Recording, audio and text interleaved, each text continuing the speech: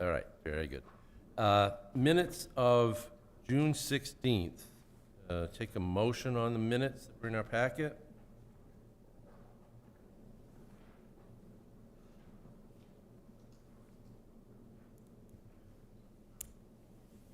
While people are looking around, I do have a comment regarding the fellow Michael Willett who came in.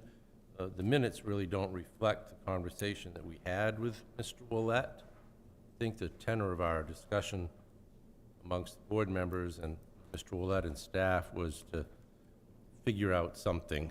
I'm not sure he should have been here in the first place. The ordinance doesn't allow that. I don't think that it prohibits it. But that's a call. It seems to me he ought to fill out an application. If you deny it, he can go one way or the other, or you can approve it. But has there been any progress on that? He has not contacted our office. Can I have a motion on the minutes of June 16th? After reviewing the minutes, I make a motion to approve them as written. Second that. And seconded. Discussion? All those in favor? Hands, please. Good. Passes. New business.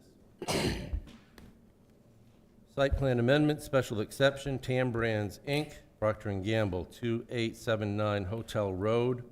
Application submitted by Harriman Associates to expand an existing Procter & Gamble Tam Brands factory to construct 2 new warehouses and expand existing paved access drives. The property is located in the industrial district and will be reviewed under Chapter 60, Article 16, Division 2, Site Plan Review, and Division 3, Special Exception. I understand there are representatives of the applicant here, but typically we hear first from staff. Is that the way we want to proceed? Yes, please. Okay. Yes, this is a expansion of the existing Procter & Gamble facility. The applicant can speak more to the specifics of what they're doing. I'm just going to talk more about the process and the review. So this is considered an amended site plan under section 6045A, which says any expansions of previously approved site plans greater than 10% have to go back to planning board. So that's why this application is here. This use is a special exception in the industrial zone. It's classified as manufacture of cosmetics, toiletries, and pharmaceuticals. You'll notice in your packet there's a staff memo, which includes a summary of relevant review criteria and suggested staff findings. We also are now including draft findings of fact in the packet as well, which you'll find as well. And the findings of fact include the date of the applications that we received, materials, necessary permits, findings as well. So when the board goes to vote tonight, you'll be looking through those, and any changes or suggestions you have, we will make prior to signing. Staff have been working with the applicant. They have a complete submission. That's why they're here tonight. This is a public hearing as well. The only item that is noted in the staff memo pertains to access management and site distance. They are proposing to move the driveway location, and so we wanted to confirm that access management standards and site distance would still be met. I received an email from the applicant today, and he's given you, I believe, a handout showing that site distance will be met. So that's the only comment we have, and it's been addressed. You'll notice in the memo there's a few suggested conditions of approval as well. The first being that they file the FAA form 45 days before construction. The second is that they provide the performance bond for stormwater, and the third is that they provide the approved NRPA permits for wetlands prior to construction.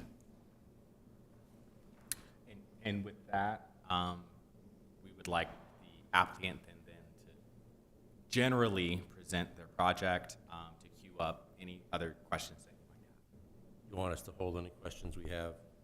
Yes, I would ask that you all hold questions until substantive review, which is usually occurs after the public hearing. So open the public hearing if you have some comments from the public, and then to start your substantive review. That's a little different than we've conducted ourselves in the past. Is everybody on the board comfortable with that process? Okay. We'll hear from the applicants now.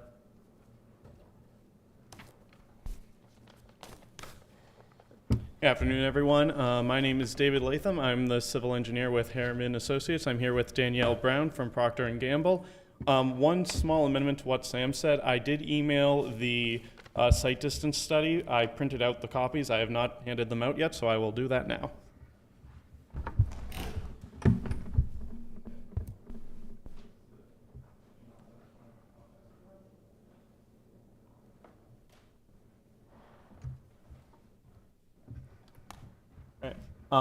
So this right here is the existing Procter & Gamble site. We are proposing 2 new warehouse expansions, one on the north side of the building, one on the south side of the building. Sam, would you mind going to the next sheet? So yes, these are our 2 buildings. The north warehouse is going to interrupt the existing truck route, so we are proposing a new routing around the building for site access. You can see it's going to go into the existing tractor trailer area. The new, where Sam's hovering right now, that is the new access off of Kitty Hawk. In the existing condition, we have access points on Hotel Road and Kitty Hawk, but the Kitty Hawk one is a bit closer to the intersection. You can see where that arrow is down below. So that's the existing Kitty Hawk access. The new one is further away from the intersection. We did the site distance study for the new access point. It's on that email I just handed out, but the short and sweet of it is that we need 675-foot line of sight. We have over 1,000 going to the left. We have a bit over 800 going to the right. So we're good there. And just from a practical standpoint, it's further away from Hotel Road. Traffic-wise, that's going to be easier. That is going to be just for trucks coming in and out of the site during construction. Employee parking will remain down on Hotel Road. So there's no changes there. The 2 new additions are just for... I'm sorry. So there's no access for employee parking on and off Hotel Road? Oh, no. It's only on Hotel Road, not on Kitty Hawk. And that's the way it is now, and that's we're proposing to keep that. Those aren't changing. Correct. The only access that's changing is off Kitty Hawk Road? That's correct. Gotcha, thank you. Yep. In terms of traffic and employee demand, these 2 new warehouses are not going to bring in new employees. They're not going to hire people, so there's no impact to the traffic in that regard. One thing it will do, however, is allow for more trucks to be on site. We're adding a bit of truck parking there too. Danielle can probably speak to it in more detail, but as things currently stand, Procter & Gamble, they have to store a lot of their materials off-site, which means trucks going to other sites, which obviously means more traffic. Having the new warehouse space means more storage, means less trucks, so the immediate traffic in the area will be improved by this project. I believe the short and sweet of it, that about covers it all. Danielle, do you have anything you'd like to add? Yes, so this. Sorry, you'll have to speak into the microphone just for the recording and for people reviewing this online. Apologies. So the parking lot that you see at the bottom right-hand side is actually the trailer park parking, so that we're able to have enough materials to feed into the process during, Maine winters, to make sure that we don't run out. And also, if we are kind of doing a buildup of product to ship out, that we're able to build up and then it's being stored there.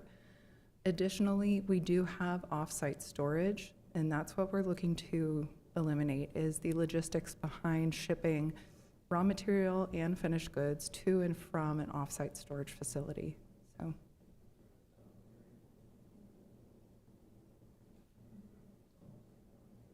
Is that it? Yes. All right, I will open it up to the public. Is there anybody from the public who'd like to comment on this application? Nobody, will close the public hearing. Questions from the board for the applicant or staff?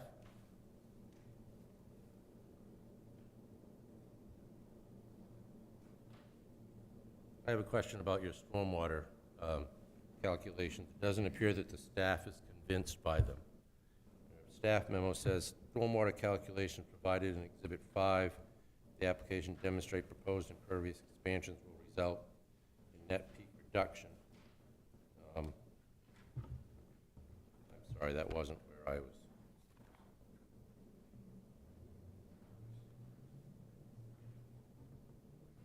No. I apologize that I misread that. You are nonetheless expecting a reduction in the stormwater runoff from the site. That's correct. We did this for the 2, the 10, and the 25-year storm events. The pre-development flows are greater than the post-development, so we're reducing the runoff rate. And while we are adding impervious area to the site, we are treating more than we are adding. So it's going to result in a net decrease of untreated impervious area, leaving the site, running into the wetlands, that sort of thing. So. And with your solid waste, you ship it to Portland. Is there a reason that you ship it all the way to Portland? The solid waste disposal that we have, right now, that is the solution that's available to us. I can definitely take that as a follow-up item and see if there's alternatives, but It's really none of our business. It's just that it's in the memo, so I was just wondering why you were trucking it to Portland rather than just up the street to the facility. I will have to take that as a follow-up. I don't have an answer for you.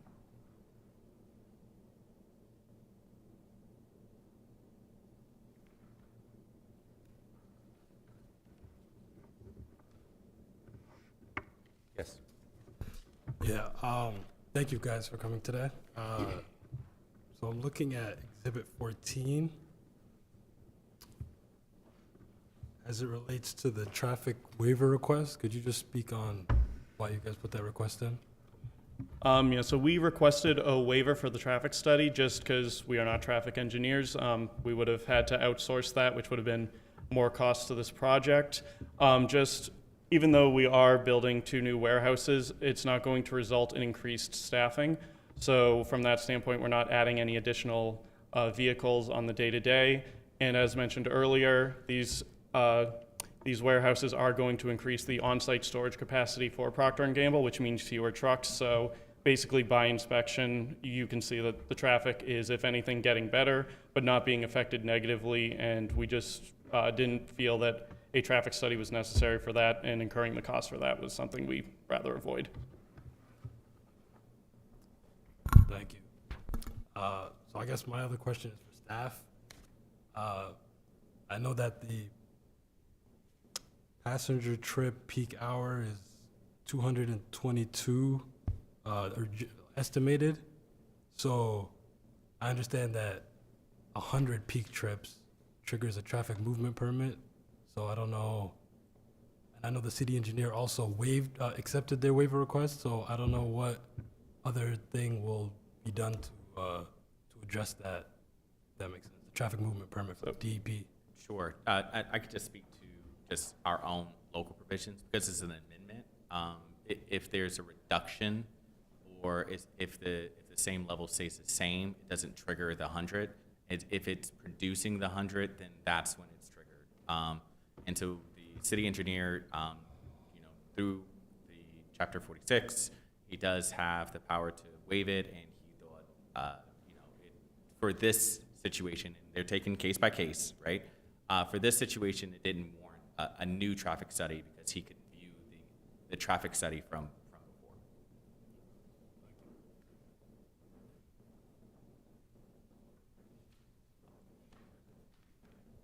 I have a question for staff as well, maybe a couple. In your memo, I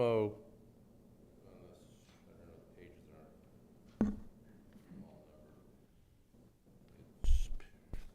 anyway, the section is entitled Protection of Environmental Features and Natural Resources.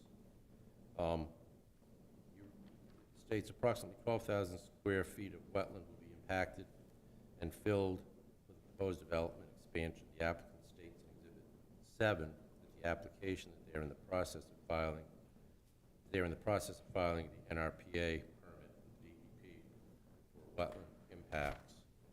Do we not have any standards locally for wetland impacts that we need to address?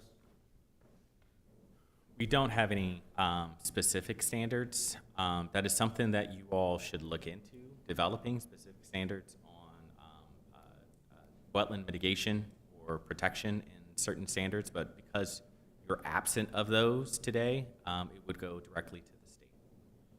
So when a project, not this one necessarily, but when a project does impact wetlands in this city, there's not a standard by which we measure that. Not a local standard. They still would have to get reviewed by DEP. And the one caveat to that is shoreland. So if it is located within the shoreland, you do have standards about protection of those features in the shoreland area. But because this is outside of the shoreland area, DEP standards would just apply as of today.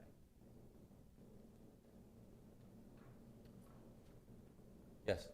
So just following up with that, in Exhibit 7, there was close to the mic, there was the request for the NRPA wetland permit, and if it's not secured, my question is, has it been secured by this meeting?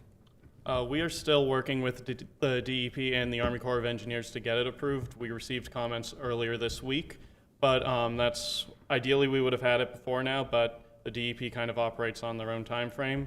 So we're here hoping for conditional approval, pending that. Thank you.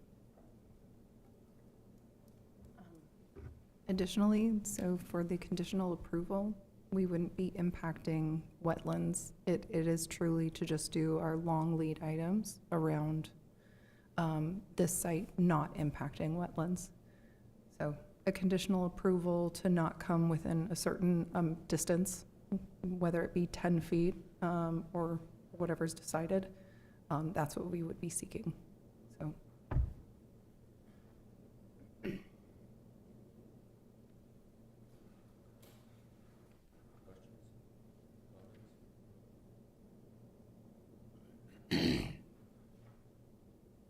One other thought regarding landscaping, and I guess this goes to staff. Your memo suggests that though the parking lot does not include any landscaping, the applicant is not adding any new spaces or modifying the existing parking layout. Therefore, this standard is out of the scope of this review and is not applicable. So if a project as built doesn't comply with our present standards and you come back for a $40 million expansion, you can't ask or require that the applicant meet whatever other standards presently its site fails to meet. So if it's road standards, and this is coming directly from the language of the zoning ordinance, if it was road standards, you can. You have specific language that says for road standards are inadequate, if they're coming in for amendment or any adjustment, you can ask them to come up to that standard. However, you do not have a provision, a similar provision within your amendment to a previously approved plan. If you feel that it is in scope, you can ask for those as the planning board. You do have that power. But because this is an amendment, as a rule of thumb, it only can govern the things that are changing on site. And so because they're not directly impacting the actual parking area, staff does see that may be out of scope for this one because they're not impacting the actual parking area.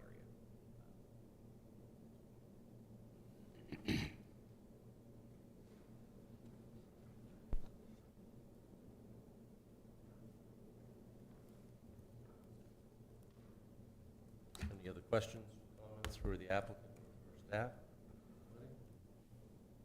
Anyone prepared to make a motion on this application?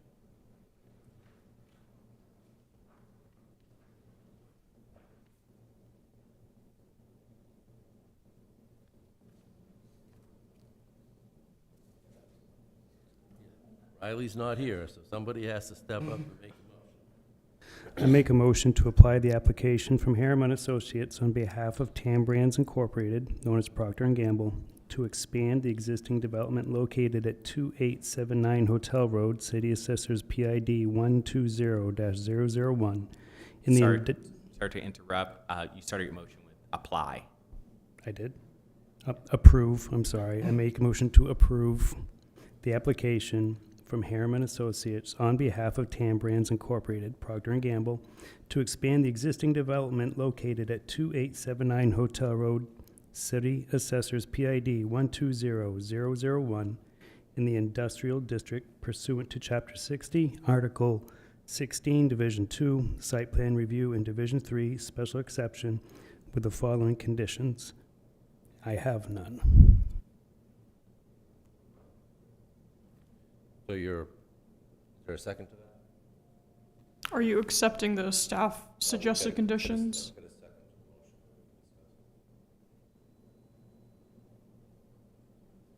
the motion. I'll second it for the sake of discussion. I guess the question is, are you foregoing the conditions, Tim, in your motion? I took it that those conditions were part of the motion, but nothing outside of the conditions presented by staff in the packet. I should Okay. clarify that. So your motion includes the 3 proposed Yes. conditions Yes. that staff has recommended in its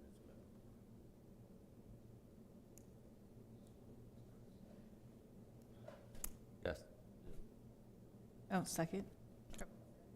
No, I seconded the motion. I thought maybe. Any comments?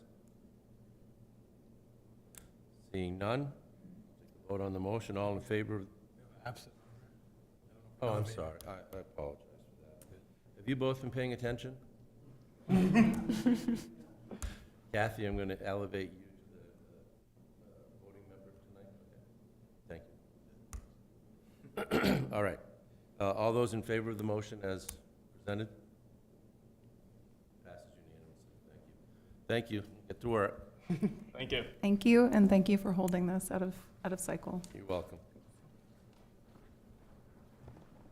Can I just say real quick, thank you for these new memos. It's very helpful. I really appreciate this new format. You're welcome.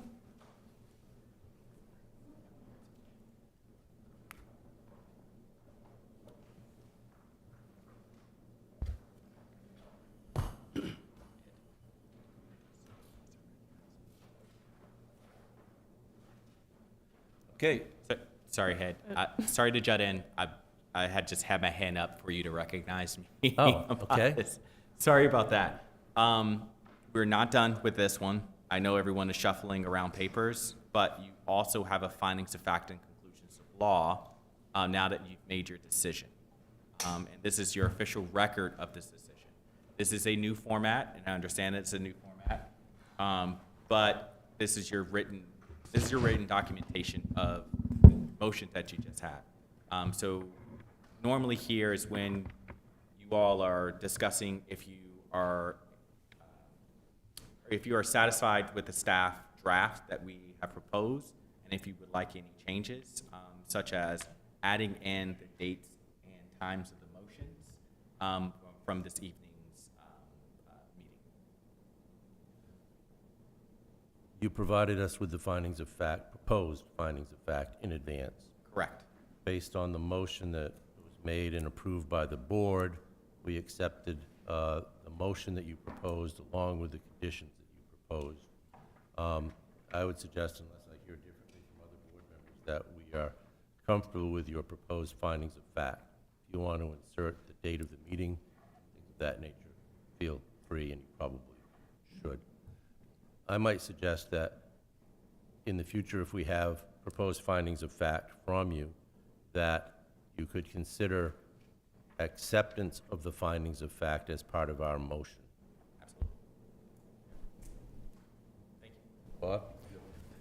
I agree with that. I think we actually have to vote on those findings, so that if anybody has an issue with any one of those findings, at least it's recorded, because I think that's the whole intent, that in the future, if there's some issue that arises, then it's the applicant as well as the board's been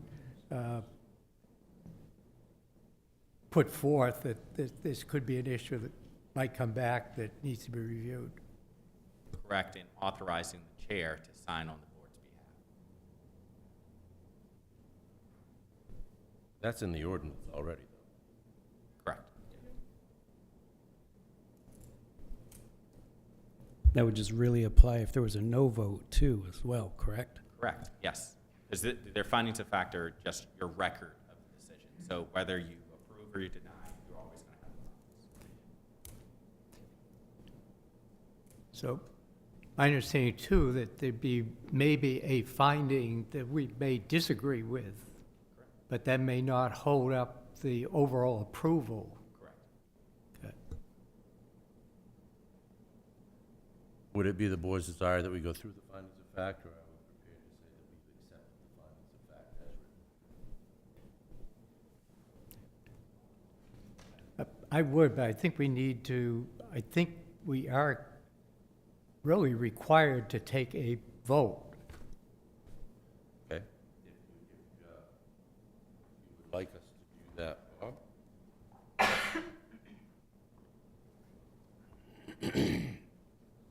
DeCarlo, you're referring to page 7 of 8, correct? On your, Correct. So the whole 8 pages are the findings of fact, and all is required is just a motion to approve the findings of fact.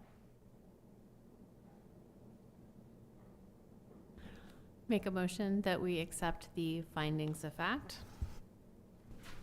Seconded. Been moved and seconded to accept the motion, to accept the findings of fact as presented by staff. In connection with this application, is there any discussion?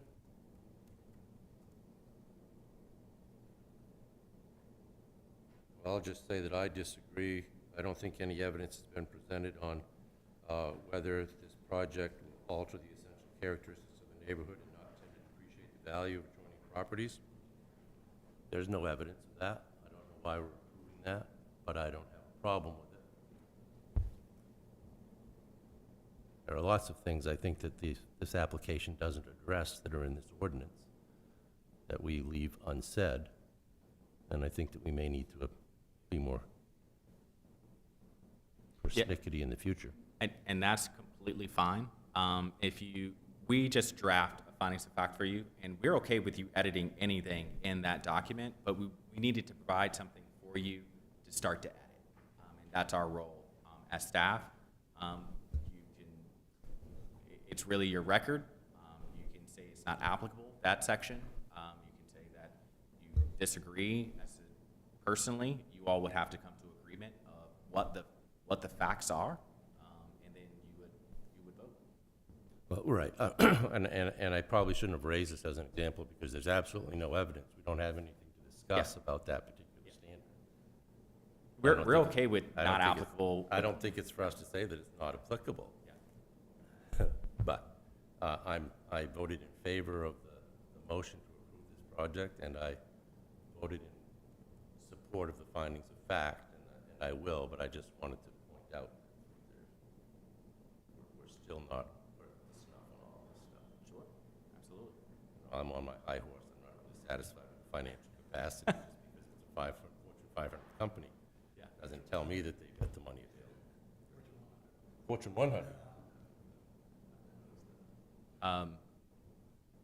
We can discuss all portions of what you all want from us at any time, and we will adjust our process and adjust our documents to fit your expectations. My expectation for tonight is that we've approved this project, and I'm satisfied that our approval would be upheld. I don't think that anybody has shown up to challenge it at this point. If I might add, if there's anything that comes up after the fact that really needs to be heard or addressed, P&G wants to be partners in this project, so we're all ears.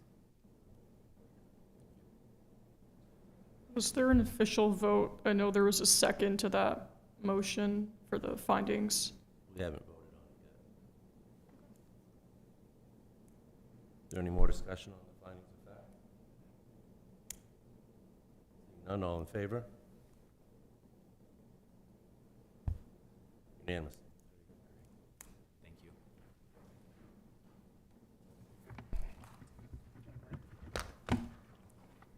Thank you again. I appreciate it. Thank you. Yes, thank you.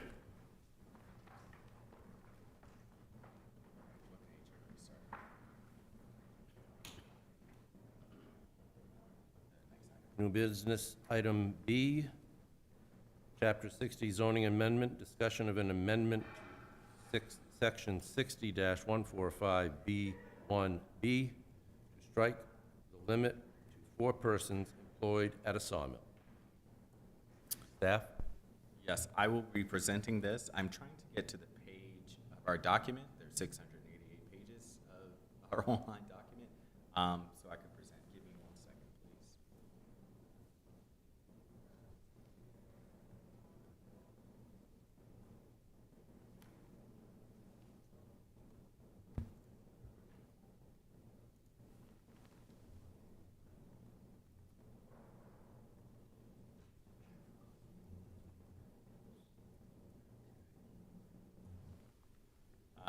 As I'm bringing this up, I'll cue this discussion up. So this actually this came up because an applicant, a prospective applicant, was interested in starting a sawmill in the ag zone. And they came to us. It's actually, they wanted to do wood pellets. And we have to classify the use before we can actually know what standards to apply. Under the definition of sawmill, is you take in logs and you process them to wood products. And talking with our legal representation, that does classify as a sawmill under our definitions. And so we had to classify it as a sawmill. During those discussions of standards, application standards, and looking through the standards, staff saw, and actually the applicant saw as well, is that you're limited to only 4 employees for any sawmill.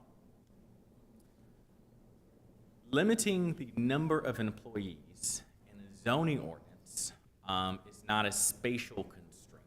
It's the number of employees. And as we start to become more and more industrialized with more machines, the number of employees does not have a direct relationship with the impact on the land. And since we're talking about zoning and land use restrictions, staff feels is that the 4-person restriction is not really applicable to any type of business that wants to start and do business in the ag zone. You're starting to limit employees rather than limiting the size or the scope of the actual impact on the land. If we want to apply spatial constraints, and we actually do have spatial constraints in sawmills for the land, those are totally, for our purposes, directly related to the impact of that use, but the employees does not seem to be directly applicable. And staff would be in favor of removing that restriction for the number of employees if we're to do the intent of the ag zone and actually use it for natural products and natural products processing. And the example I give exactly with sawmills is that it becomes an economic constraint to only to mid-size producers. For lower-size producers, under 4 employees, or let's say this is a family, it may not be a constraint, right? For higher end, who you can do direct manufacturing and hire out for services, you do not have 4 employees. You can literally purchase the services that come in, and they do not count as employees.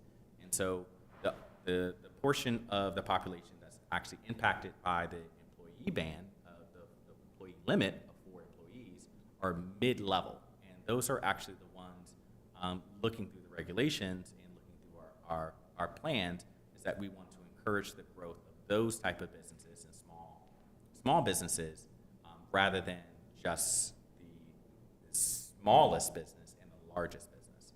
And so removing this would actually go towards that aim of allowing those small businesses to grow, because if not, then you're stuck in a situation where you can have a family sawmill, but you can never grow outside of that scope until you are a large corporation coming in and doing some type of work that way.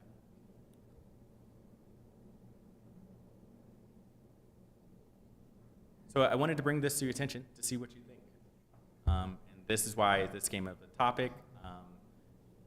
Staff is proposing a change, but we really need your opinion on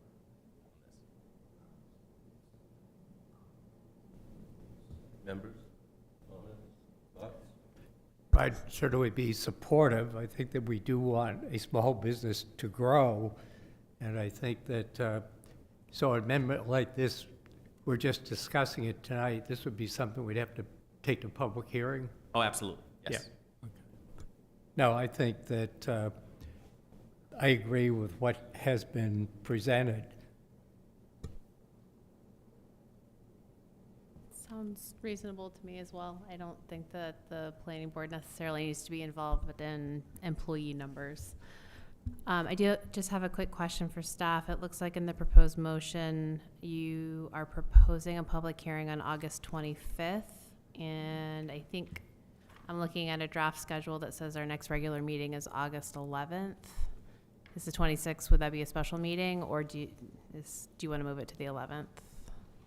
So it wouldn't be the 11th. There's not enough time to advertise for the 11th. And so we were looking at dates for a special meeting, maybe the 25th. That would allow time for us to advertise. If you give us a second, I'm looking for we have a lengthy schedule coming up, and I was trying to sync it up with that other schedule, and the schedule was formatted after I submitted these documents. So give me 1 second. I can, yes, that's actually what I'm looking for. We have a workshop, a review on the 27th. Well, it's the proposed date of the 27th. So I didn't know if the 25th or the 27th would be the date of a public hearing if you're interested in having a public hearing on this item. Looking further down in your documents, you do have a stacked schedule. I don't know, Ed, it would be your pleasure if you wanted to talk about that schedule right now, or Well, let's talk about the schedule when it comes up. Yeah. Can we agree, though, that if we're going to hold a public hearing on a proposed change that we're discussing right now, that it would be on the 27th? yeah, In other words, we're not going to meet on the 25th and the 27th. no, please don't. Okay. So we will move forward in this discussion as if we're going to hold a public hearing on this proposed amendment on the 27th of August, which is a date. Should we agree that we're going to meet on the 27th, this will be on the agenda. Yeah. Is that fair enough? That's fair.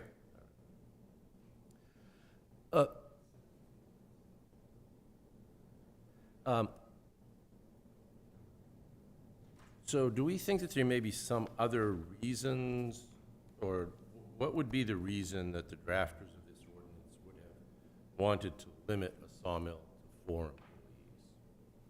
I think it's a proxy regulation to limit the size of certain businesses in the ag. Auburn seems like a community that really that really values its home businesses and the people who work here, and giving people a chance to start these businesses and make sure that legacy businesses continue to have a fighting chance, especially in the ag zone. And so this seems like a proxy regulation to allow smaller sawmills to operate, but it may have outgrown its usefulness at this point, because you're not having new sawmills come in at all. And so it's worked really, really, really well. But now it's time to think about, is that regulation still the direction that you want to go as a city?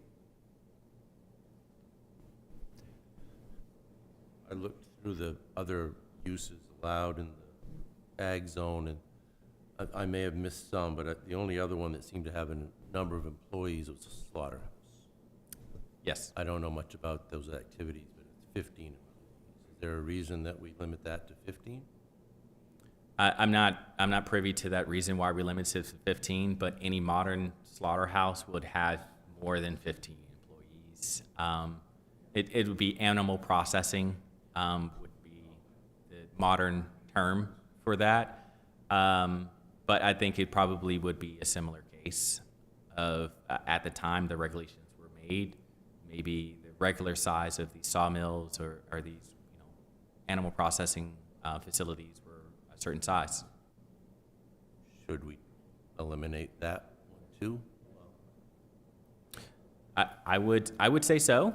I would want you to think about, I haven't looked into the slaughterhouse provisions, and that's why I haven't presented that today, but staff can review that to make sure that there are spatial constraints. This one that you have before you has spatial constraints, and so that's why we're confident of presenting this as a change to you, but we want to make sure that any change that we're making isn't going to have a detrimental effect spatially to its neighbors and things of that fashion. I think you will find that there are some. So I'm Okay.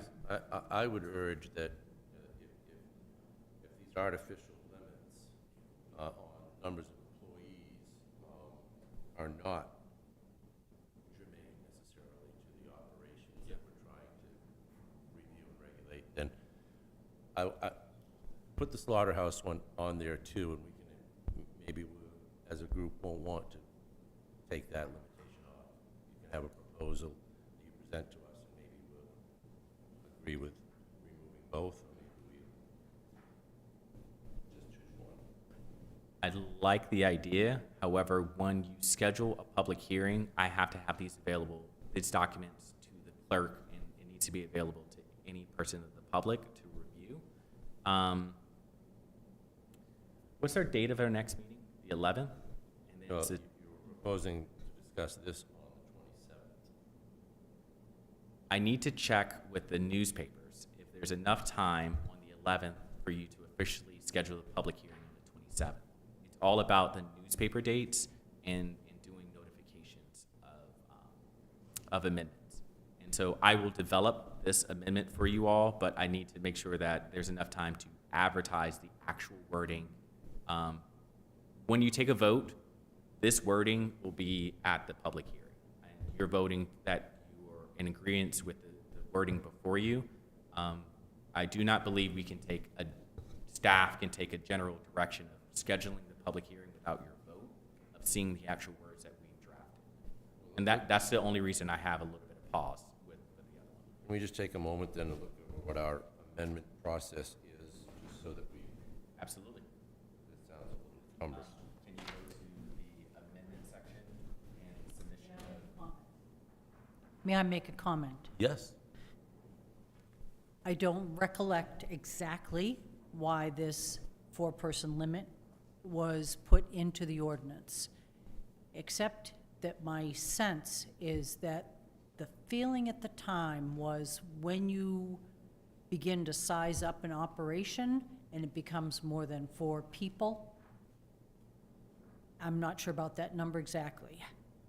It no longer is an ag operation, it's more of an industrial. And in my opinion, then it would not necessarily be suitable for our natural resource and agriculture protection zone. Yeah, I guess I'd follow up. I agree with that, but I think you mentioned spatial constraints. So at some point, I'm reading into that as you review it, if it suddenly becomes, if somebody comes with an application that kind of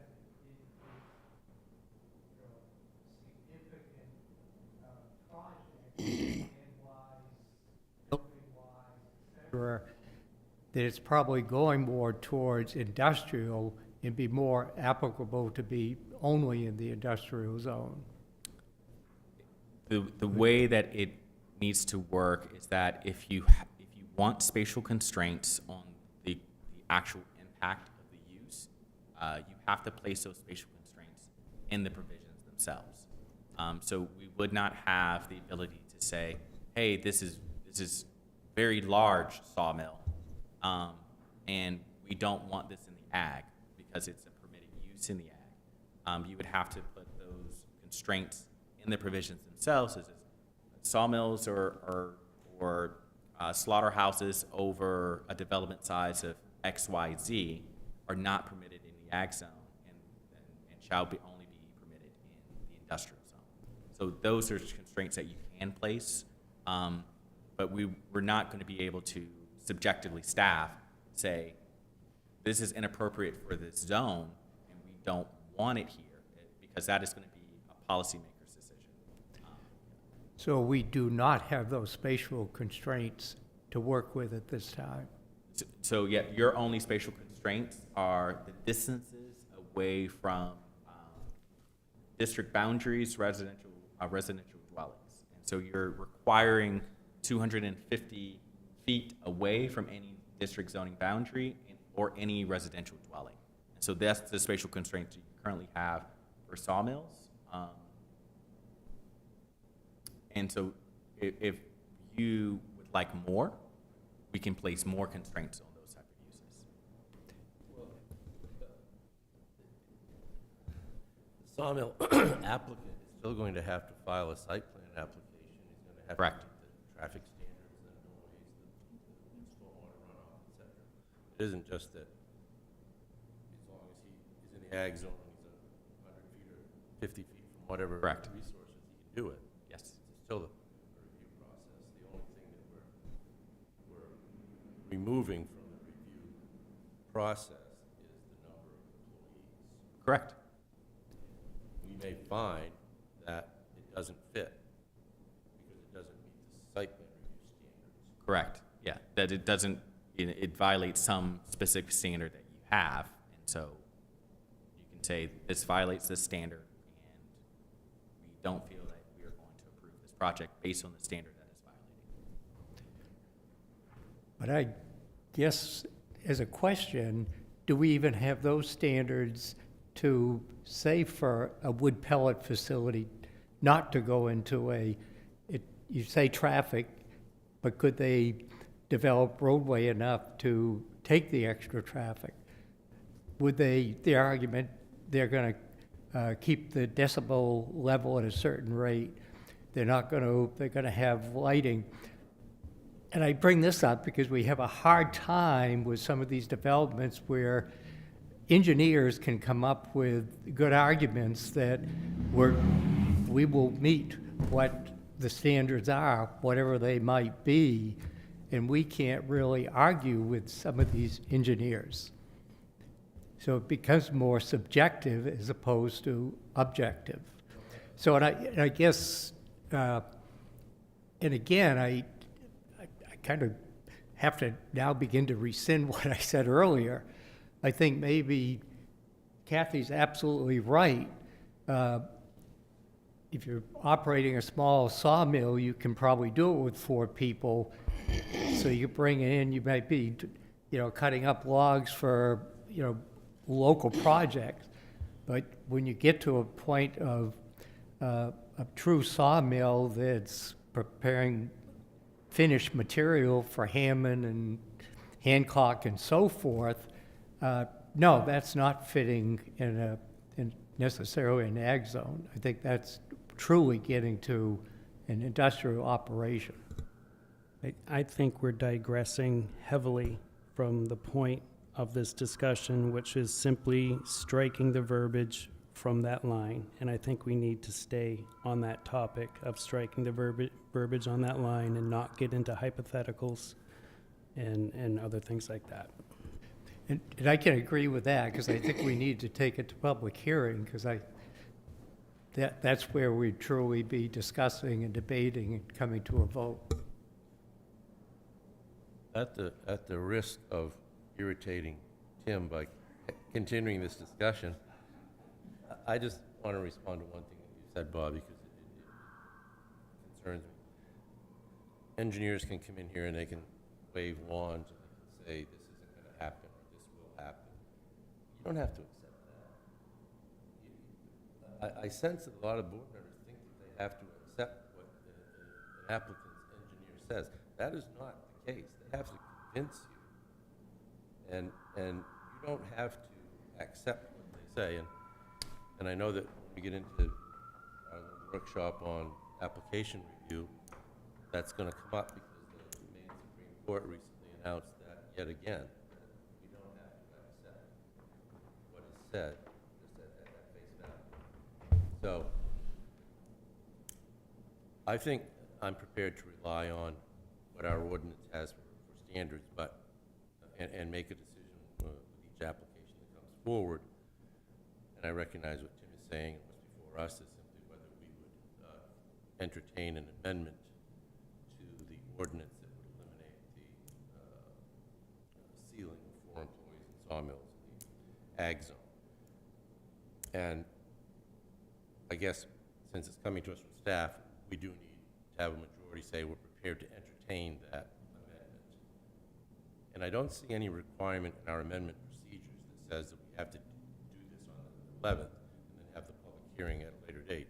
We can decide tonight that we want to put this amendment forth at our meeting on August 27th, and you have adequate time to publish a notice. Yes, for this amendment, it's more of the slaughterhouse amendment. What difference does it make? Tonight, we're deciding, as if this had come up organically. Sure. We want to amend certain provisions in the ag zone. The only question, you are correct. The only question I would have is what wording to exactly strike from the slaughterhouse provisions. And if we have that wording, I'm okay. I'm prepared Yeah. to put the slaughterhouse aside. Okay. I'm only using it as an example of other limitations that don't seem to relate. So I can't quite figure out why they're there. Yeah. I'm sorry. I don't think we're going to have a slaughterhouse application in the next few years. So, I only brought that up because staff is ready to I would ask you to not be amend. surprised. Yeah. what? I would ask you to not be surprised. Okay. Um, Really?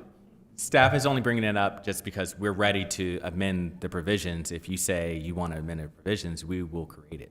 Kathy, am I going to regret not pushing forward for the amendment to the slaughterhouse? Okay. Do we have a motion? Tim, would you like to make a motion? Hopefully I don't mess this one up.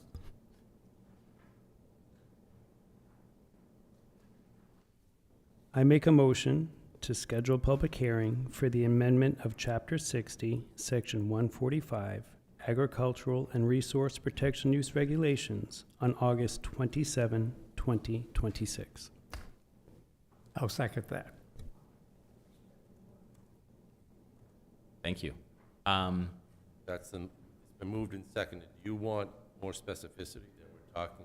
That was the language that you gave us, but it doesn't say the employees in the song. It's fine because you're referring to the document that's been submitted, so we're okay with that. If you can just add in the time, correct? 6 p.m.? 6 p.m. We accept that friendly amendment? Amended to 6 p.m., August 27, 2026. Second agrees. Any further discussion on that? All those in favor?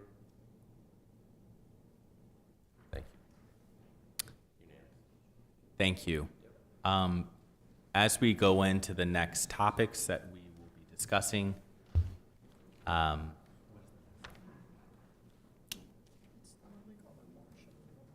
that Lake Auburn Watershed Report. This is actually, it relates to, it's going to relate to a bunch of different topics. And I bring that up because in state law, in places that you allow industrial uses, you are given exceptions to certain housing restrictions. And so that's something to be aware of as we continue our conversations, that if you do not want industrial uses in your ag zone, then you will be subject to other housing laws by the state. And that goes into our ag discussion about our reports.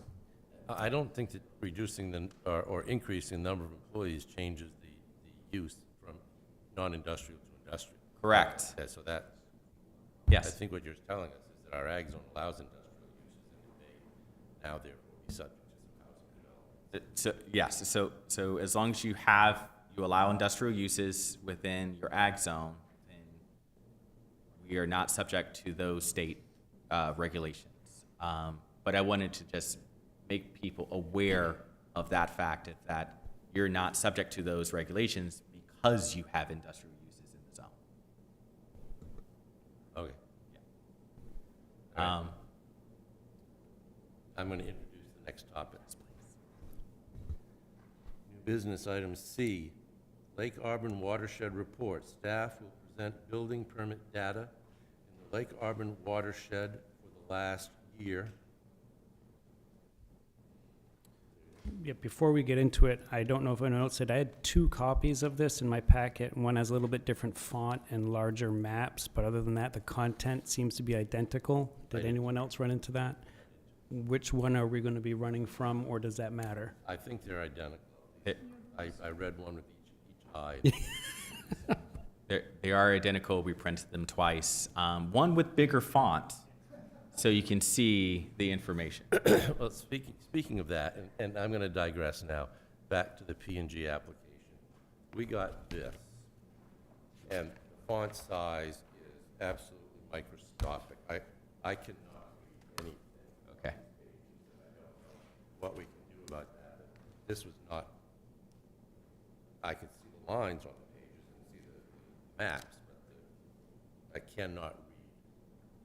It happens quite a bit. We can ensure that all plan sets were going to be readable in the future, and we'll make sure that the digital format is expressly available, so you can zoom in and out at your own leisure.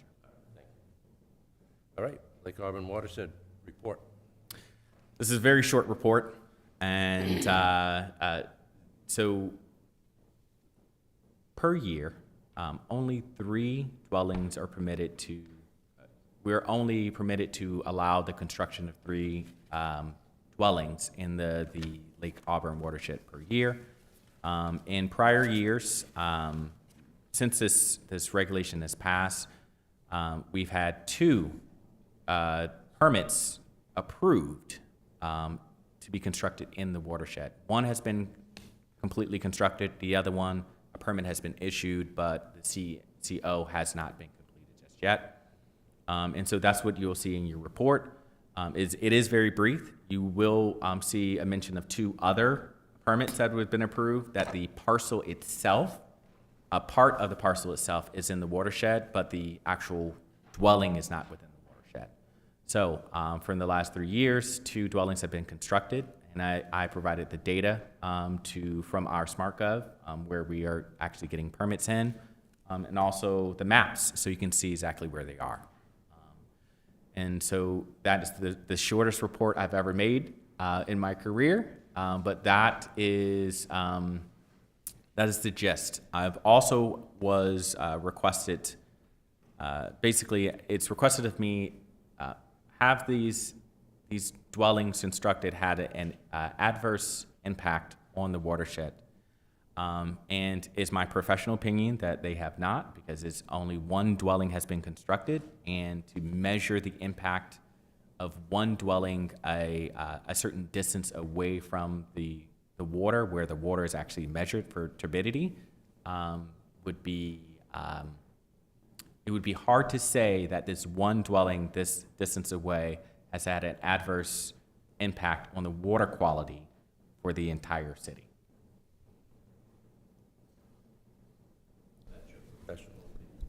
Correct.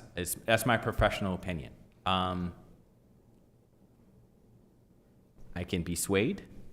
And we are in talks with the water district and other parties on getting additional data on at what level do we consider adverse consequences about turbidity and everything like that.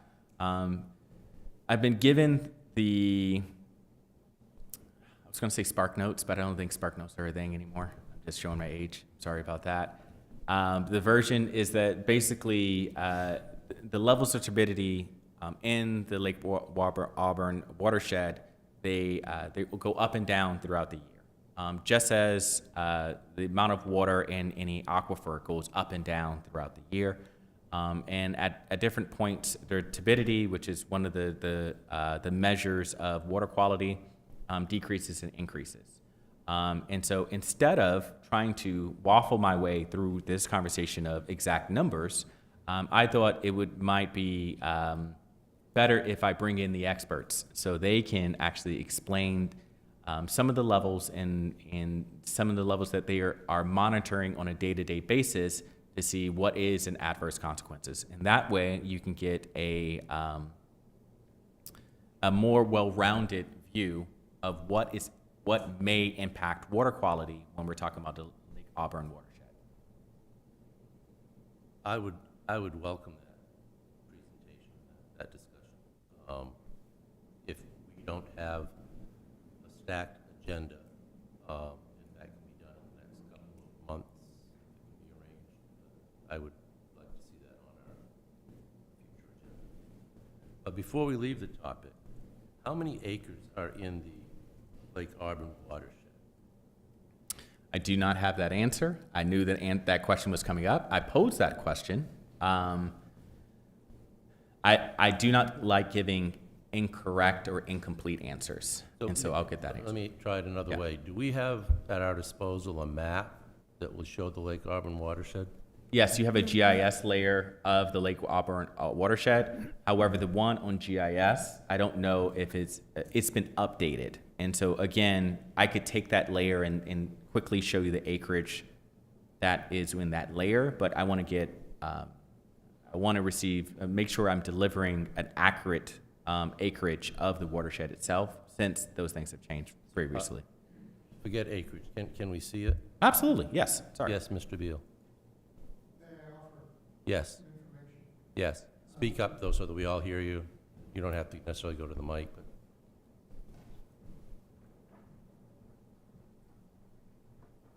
the total acreage in the watershed is over 11,000 acres. About 3,800 of those acres are in Turner, Minot, Hebron, and Buckfield. There's a total of about 7,700 acres of the watershed, including the lake, in Auburn. Of that total, about 2,280 acres, various surveys have it slightly higher or lower, are actually the surface of the lake itself. So that leaves about 5,500 acres of land in Auburn, in the Lake Auburn watershed. thank you.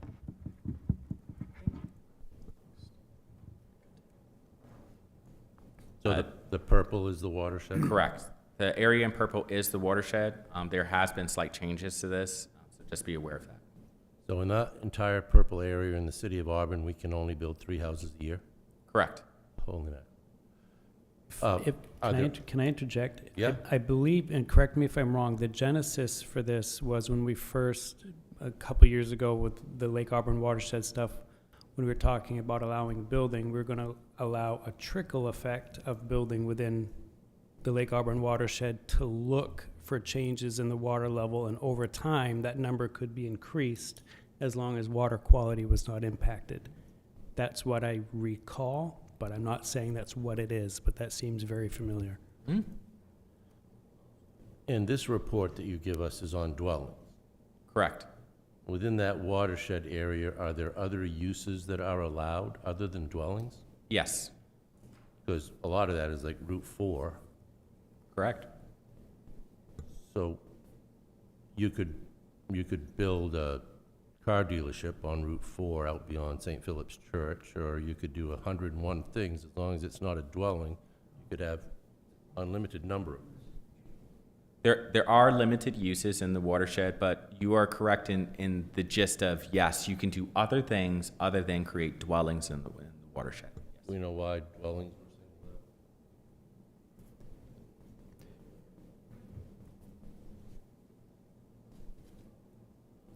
out? Actually, I did appreciate this report, and I think it will come up maybe as we get into the next business, because I was looking at this and then trying to apply what changes might come with the application of 829 and 2173. to look at these lots where we're looking at different zones and so forth to see what's permitted now and what might be permitted under the new LDs. Yep. So one of the things that that conversation will probably come after the passage of the comp plan, because the Lake Auburn watershed, sorry, I keep combining the terms, is actually granted a waiver from 1829 and 2173 because it's the water source of two cities, basically. So those provisions actually do not apply within the watershed. Excuse me, I'm not sure, Lake Auburn watershed. Okay, so all of these did touch some up on Lake Auburn watershed, but there are other zones apply. They're in other zones too, so I guess that's where I was thinking that where we have a low-density country residential or rural residential, what the new LDs, what impact is that going to have on those particular zones? Yeah, so the Lake Auburn watershed's an overlay to the base zones, and so you do have ag and LC, low country residential district within the overlays on top of those. And actually in the ag, you can have 0 new dwellings in the watershed, and it's actually the low density where you can have the number, the 3 dwellings. And so the LDs from the state, LD 1829 and 2173, they will not impact, they don't have to impact those. The state is not forcing us to increase density within the Lake Auburn watershed at this time. Some of these properties have part of property in the watershed. Correct. Yes. So it's those areas that's not in the watershed. Correct. I'm interested in how those LPs would, again, allow or not allow certain types of development. Correct. It depends, and it's going to depend basically if they're also in the growth area or not. So if they're in the growth area, it will be impacted. If they're outside of the growth area, the state statute says no. Our own regulations still just apply. We don't have to increase density of those. Okay. I thank you for that. Yeah. That's a clarification. I guess I should have realized but didn't. So really, we're talking only the application of these LDs in the growth area. For the City of Auburn, yes, because your water and sewer service are completely within your growth area here. Thank you. Yeah. I wanted to make one observation. The materials that you provided to us included this chart. Goes on to this chart. If I understand this correctly, somewhere around 50 or 60 building permits were issued for 1 or 2 family residences in Auburn in the last year. Yes, correct. Wow. I had no idea. The- I must be driving down the wrong road. Most of those are infill. Those also will include tear down rebuilds or additional dwelling on property that already has a home. And that's how development moves very slowly when you're not noticing it, and then you wake up one day and everything is changed. And that's usually how development happens over 50 years, 50, 40 years. We are seeing some growth in the city, and we want to make sure that the growth that we're seeing is the types of growth that you all want. Was anyone else surprised by that number of building permits?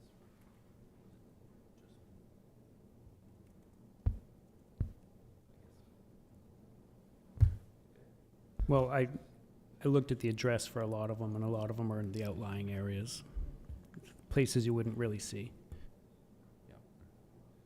Thank you. Is there anything more that you want to say about the watershed? Not at this time, but I will be sure to bring back experts here to answer all your questions. Thank you. Item 4, old or continued business. Presentation, LD 1829, LD 2173, discussion of proposed ordinance changes and trade-offs. Give me 1 second. Hurry up. Okay, so this will be a conversation, and this will be for this period. This is kind of wrapping up my conceptual preparation for you all of provisions as we're going forward. Tonight, you will not see individual language or specific language about a provision, but this will get you ready to make the trade-offs. Every decision you make or you do not make includes a trade-off, and will have an impact on the built environment around you. I bring that up to you all, the planning board, because you're the municipal reviewing authority for the city. You're charged with ensuring that land use and the provisions of land use are adequate for your own needs. So, with that said, what we're really talking about is risk tolerance. This is actually in Massachusetts. It's not actually here in Maine, but this is what the mills were.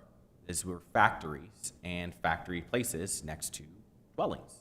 And that means that you have manufacturing and an industrial use next to places where people live. Looks like Minot Avenue. And so this is about those trade-offs. What is more important for your land use purposes? Is it the commercial use? Is it the well-being of the people who are living in the home? And so this is a direct question that will come up, and will come up more often than not. This is a house that is located here in Auburn, in a form-based code district. And so when we're talking about regulations, we are talking about risk. We all like to assume, and because we're here, and we're in this culture of, hey, we would like to give people most deference to what you're doing on your land, right? It's your own property. You should be able to do what you want on your own property. This is an example of they chose to build this structure, and they're the people who have to live in it. However, the risk is also proximity. Now, this structure will be here for the next 20, 30, 40 years, and what impact may that be on the neighborhood? Or maybe there's no impact, but this is decisions that you will need to make going forward on regulations and the level of regulations that you want. We don't only think about the current landowner, we think about the next landowner, the next family that's going to live there, the next family that's going to live there. A lot of our homes are over 100 years old, and that's kind of the way that we want it. We want these structures to outlive ourselves. Most times, they will outlive ourselves. So ask yourself, is this a risk? Do we really care that they have this home here? That's their problem, right? The risk about how you develop and what forms you develop. If you develop in more sparse areas, these people will have cars and they will be on the roads of where you're using them. This is how traffic is created. As developments get more sparse up, they continue to use these main roads or main highways, and more cars will get on there, and that will impact the experience that you all have on the roads. The roads that you have here in the city of Auburn, is there more or less traffic than years ago? And I want you all to continue to think about that, because I'll have an actual fact that comes up later on, and then you will have to think about that again. This is rural development, right? If you don't require sidewalks and people want to walk, they will have to walk next to the road or on the road. There's nowhere else for them to go. Or they would have to get in their car and not walk at all. So, again, risk tolerance to the individual, to the community. In certain areas, it will be more appropriate to require sidewalks and pedestrian infrastructure. And then other areas, you may not want to have that infrastructure. Steve. But it's a risk as a community that you will have to decide on. Wetlands, right? So again, these are environmental systems that are designed to keep water some places and keep water away from other places. But there's a risk. There's a risk to developing them. There's a risk to developing around them. Their carrying capacity. People also need somewhere to live. At one point, the land that you live on today did not look like it does today. There were probably trees there, or, I don't know, rocks. But at some time, somebody decided to develop that land, and now you live there. And so that is the fact that we all have to deal with when we're talking about development. And you have to weigh what to yourselves and to your communities, because you are making decisions for your community, what is most important to you at this time and what you're thinking about in the future.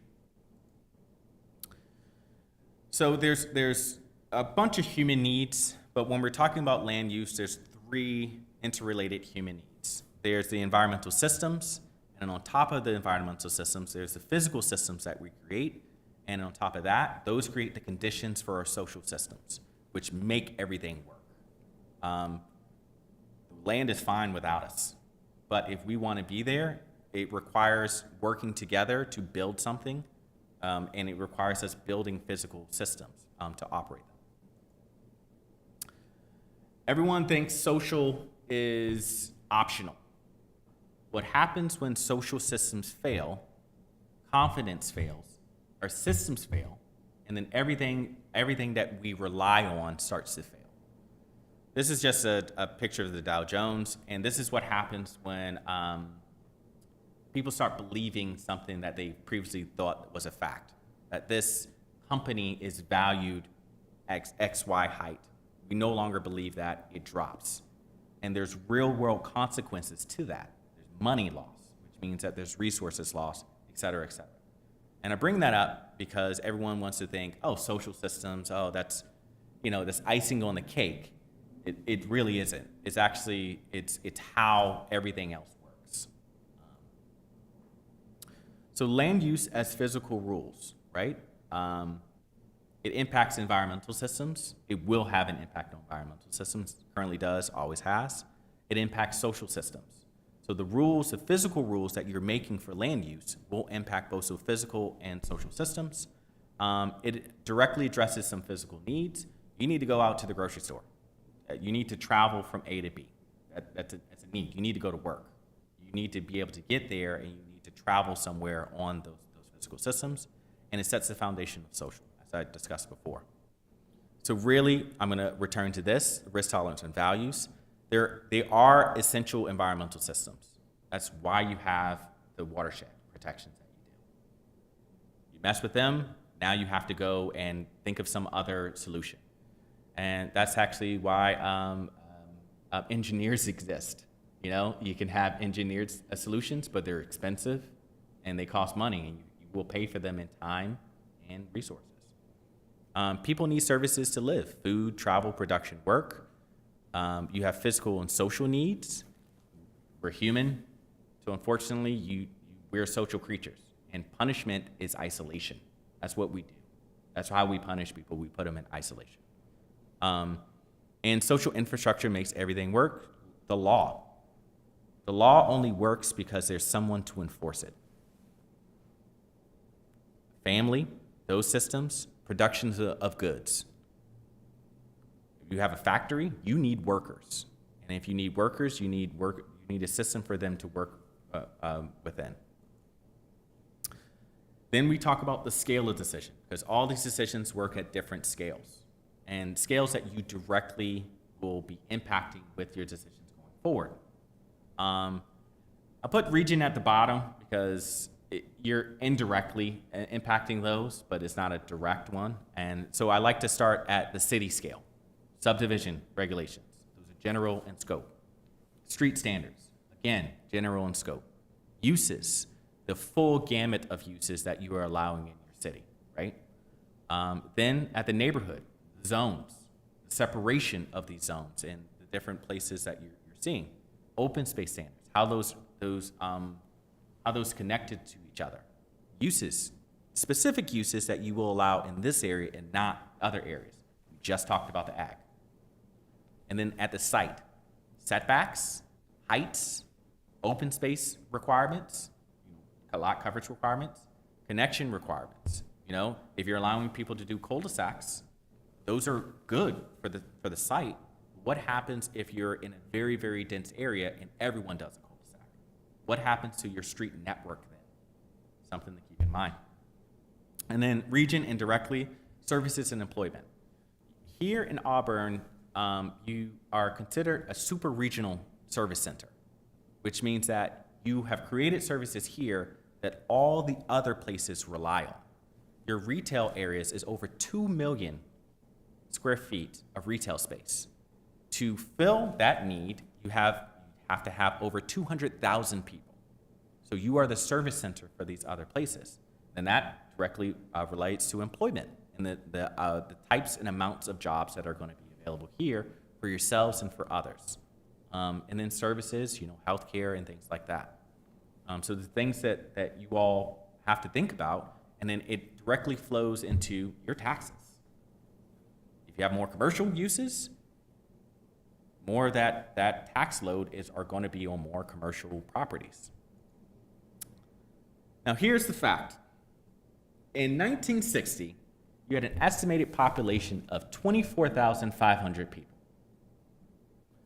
Today, in the latest census, 2020, you're going to have a new one, you had 24,061 people. However, your built environment is completely different. So you have to ask yourself, what changed during that time and what regulations moved those changes? If you have the same amount of people in the city as that time, what changed? And then what changes do you want to make going forward? And this is why we do what we do.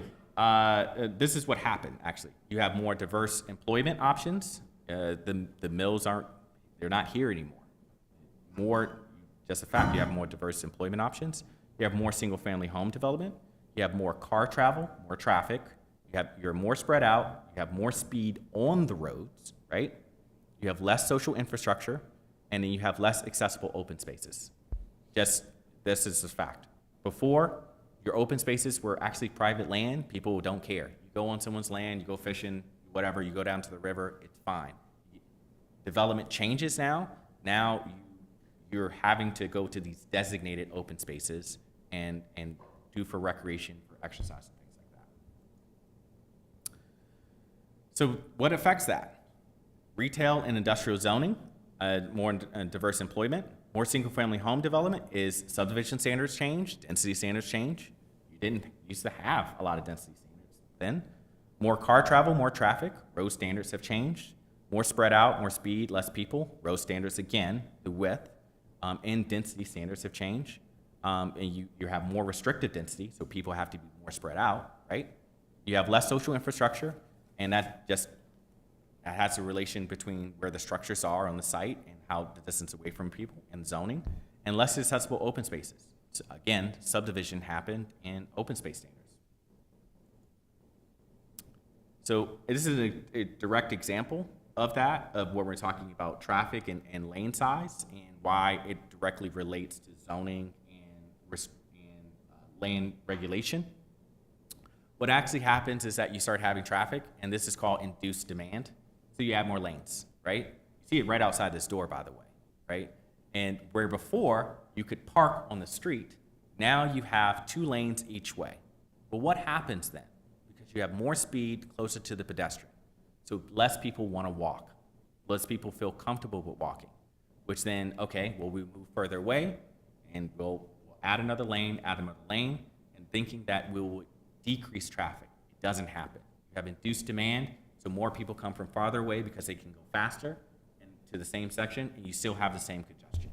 So the same congestion you see out there today is the same congestion you saw decades before. It's just in a different form. Same amount of people, just going in a different form. So what do we do?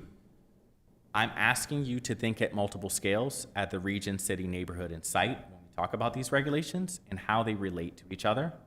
I'm asking you to think in systems and the impact to systems. So again, when we're talking about changes in land use, that is a change to that system and will have another impact down the line. Thinking in immediate changes, but also thinking in eventual costs as a city. So those will be very different. You may save a buck today and pay a lot more tomorrow by doing so. And then think about your values. This is the most important portion. And if they are reflected in the built environment around you. And if that is not true today, then you must make a change if you want that to reflect your values. So what will we do? We evaluate the city scales. So this is about staff and how we will present stuff. We evaluate the city scales, region, city, neighborhood, site. Try to give you enough information so you're making an informed decision. We're trying to rebalance impact to these systems. Social is lacking today. We've taken a hit, and so we're going to ensure that you have enough information that you can take action on that. We're trying to regulate immediate costs and minimize eventual costs as a city. We're just thinking in long term, like, hey, if we need to pay a little bit more today to save us money down the line, and we're going to present that information to you. And we're going to be transparent about my values and reflecting your values in the built environment. I'm going to have my own spin on things, but I want to be very transparent when I'm doing so. Hey, this is what I value, and this is why I'm putting this here. And you guys feel free to disagree. This is not my show. This is your show. I am a facilitator of your needs, but I'm going to be very transparent. It's like, I'm going to tell you, I don't think that's a good idea. However, I will ensure that your decision is going to be positive. And so I'll tell you that. And so my goal is to strengthen the social infrastructure through changes in the built environment in order to make the city more resilient to economic and environmental shocks out of our control. I'm very direct with that. I use this as a base to better the lives of the people who live in the city. And I ask the question, is this change expected to better the lives of the people in the city of Auburn? If the answer is no, then I do not propose it. And that's it. So I just thank you guys for your time. And as we go forward, we're no longer going to be talking about in theory or anything like that. We're going to be talking about specific regulations. And I have a bunch for you to all to start reviewing.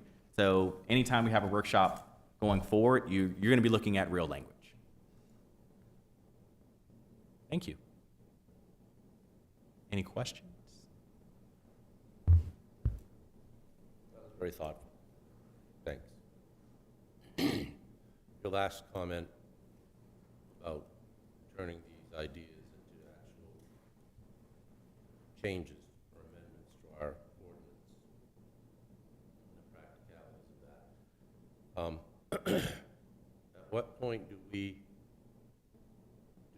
have to get, or do we have to have legal counsel saying that what we're proposing to do is lawful, constitutional, allowed? I don't want to go through these exercises and find that we've expended a lot of time and effort only to be told at the end of the game, we can't do that. So where are we? When will we have proposals and know that they're things that we can legitimately do? Every proposal that I'm bringing to you will be reviewed by legal.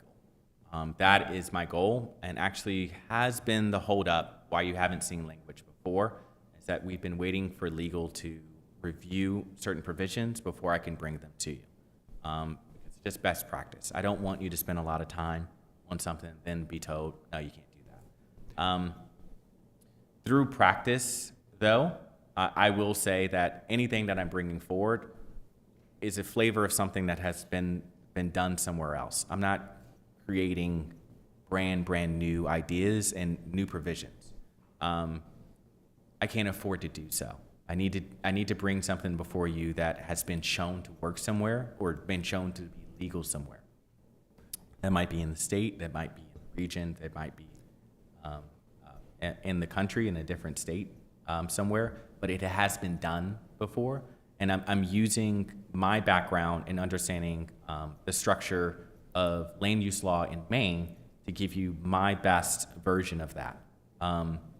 We are based on certain resources, and even if I've brought something to you and it hasn't received a legal review, that's because I'm confident that it may not be in the exact wording that I'm giving you, but it will get a legal review before it goes to a council to get the heart of what we're trying to do and bring it back before you.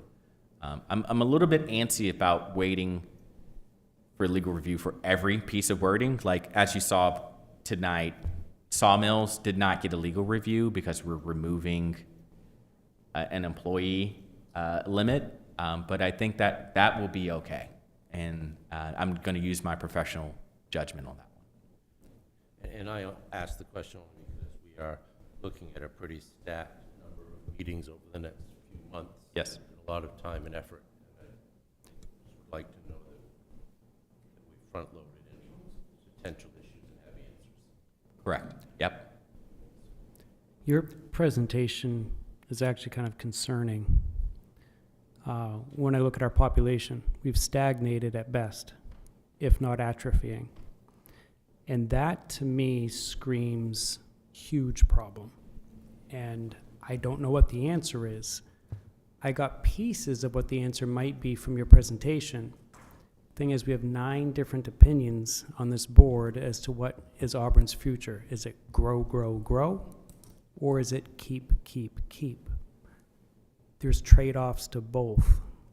And it's going to take other members of city government, as well as the planning board, to listen to the people of the city of what the people want, not our own agendas, and to work collectively forward. Because if that rate continues, we have the same number of people, but look at housing prices, look at taxes, it's going to compile and get worse and worse and worse. There's no real legitimate good paying jobs in Auburn, really. None of the big money jobs that attract people. And I think a lot of that can look at just our business climate. And our business climate is mediocre, in my opinion, in regards to having employers. Yeah, that's concerning. I didn't know that statistic, and that's a big deal. Let me help out just a little bit. Something happened after 1960, and you had a drastic decline in population.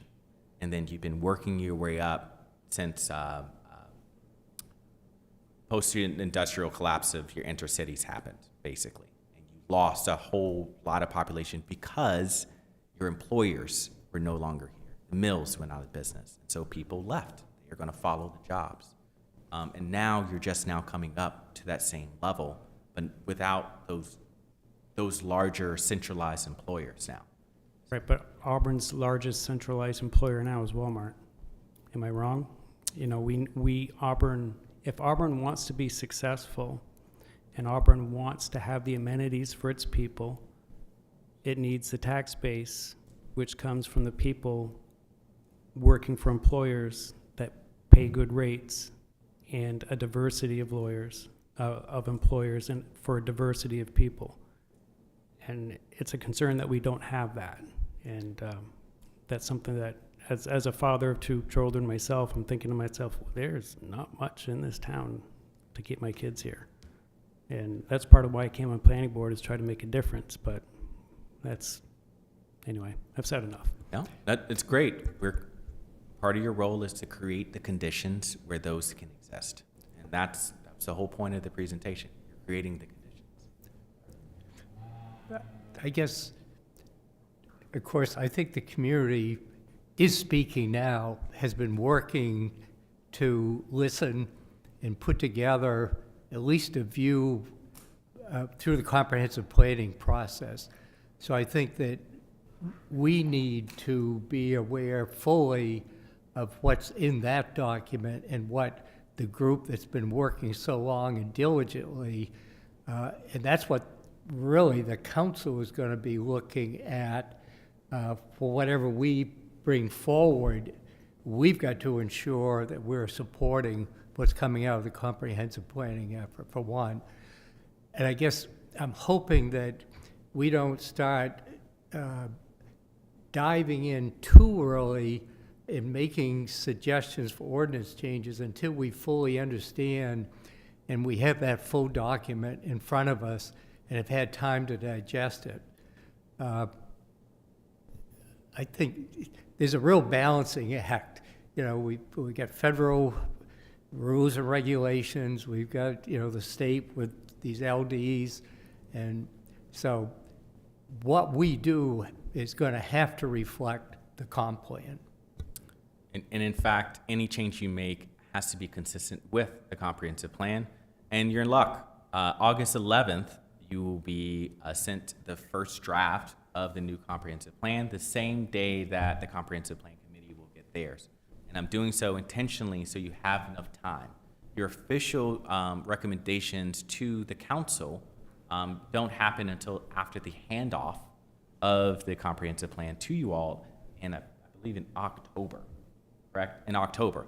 And so you'll have enough time to not only review the document, but provide comments on the document from your own point of view. And so you're going to have that ramp up. And that's also a reason why I'm doing this presentation today, is because you're heading into that time period of where you will have a heading and a comprehensive plan, and state standards have changed, and so you can make appropriate decisions with all the information provided.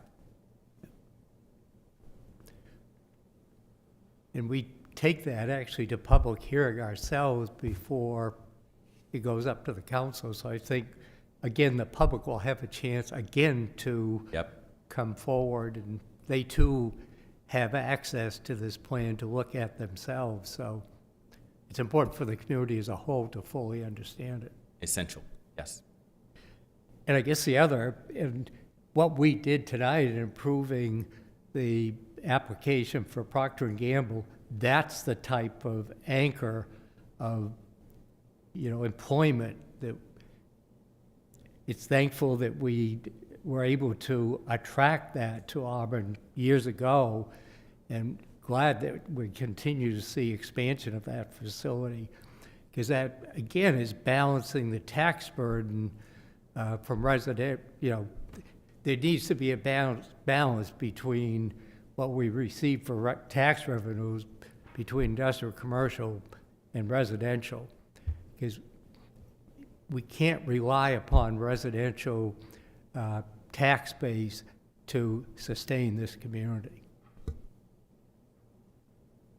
I think this is a discussion that's being had in just about every sizable community in Maine, except for you telling me that there was a dip after 60 and we built our way back up. The population of Bangor is the same as it was 50 years ago. The population of Waterville is the same as it was. Portland is literally the same as it was. It's the bedroom communities that have grown. It's the areas around us that have grown. I'm sure Turner's population is probably doubled. Minus is probably more than double. But they're still coming here for whatever services they need, and we're bearing the expense of providing those services without any direct economic benefit from. But I think Bob brings up a very good point. We're very fortunate to have Procter & Gamble here, and fortunate to have a number of other sizable employers who pay a good tax and I hope pay a decent wage. And we need to find more of it. But we need to find more of that, and we need to balance those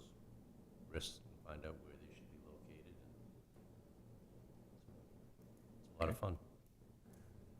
I try to make it a little bit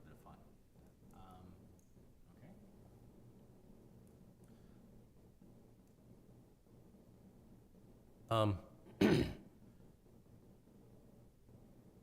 So we're going to talk with the Water District sometime soon. And another thing that I would like to know from the district is what they might know, the sewer district side of things, about the spreading of sludge and PFAS contamination in our community. You and I had a conversation earlier this week about this because I'm kind of curious to know, because I've gotten reports of contaminated property, and I'm sure that there's a lot of it in this town. We may be looking at land banks that aren't really as useful as we might think. And it would be, I think, I don't know what coordination there is between the state, which is conducting these examinations, and the cities.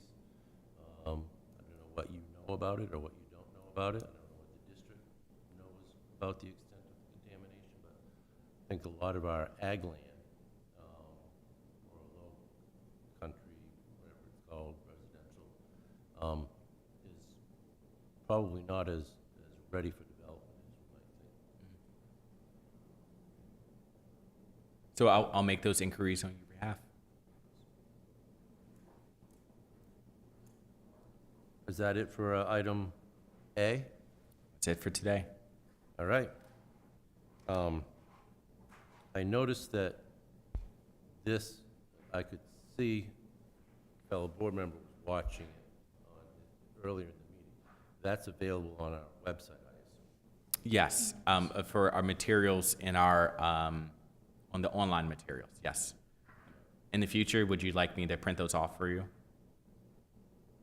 I would, but I'm kind of old-fashioned. Sure, absolutely.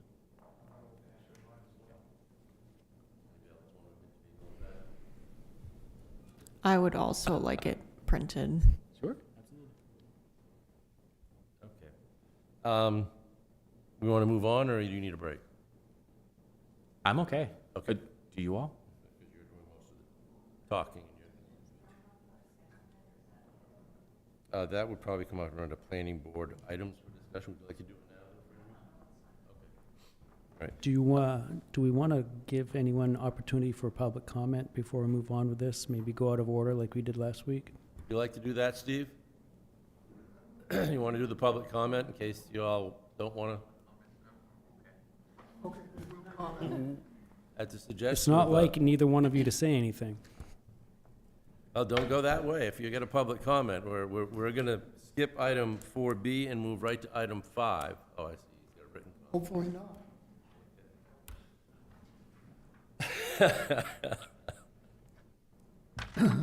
Stephen Beal, 575 Johnson Road.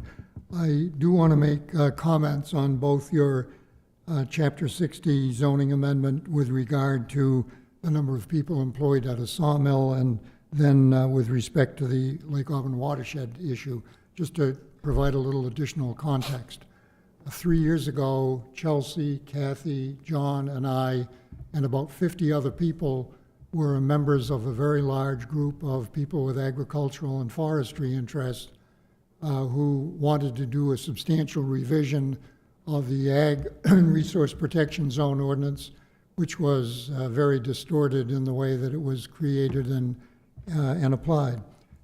We held a number of meetings, and then that very, very large group was reduced to a drafting group of 3 people, John, Chris Carson, and myself, who then met and provided our proposals to the much larger group for their review and approval.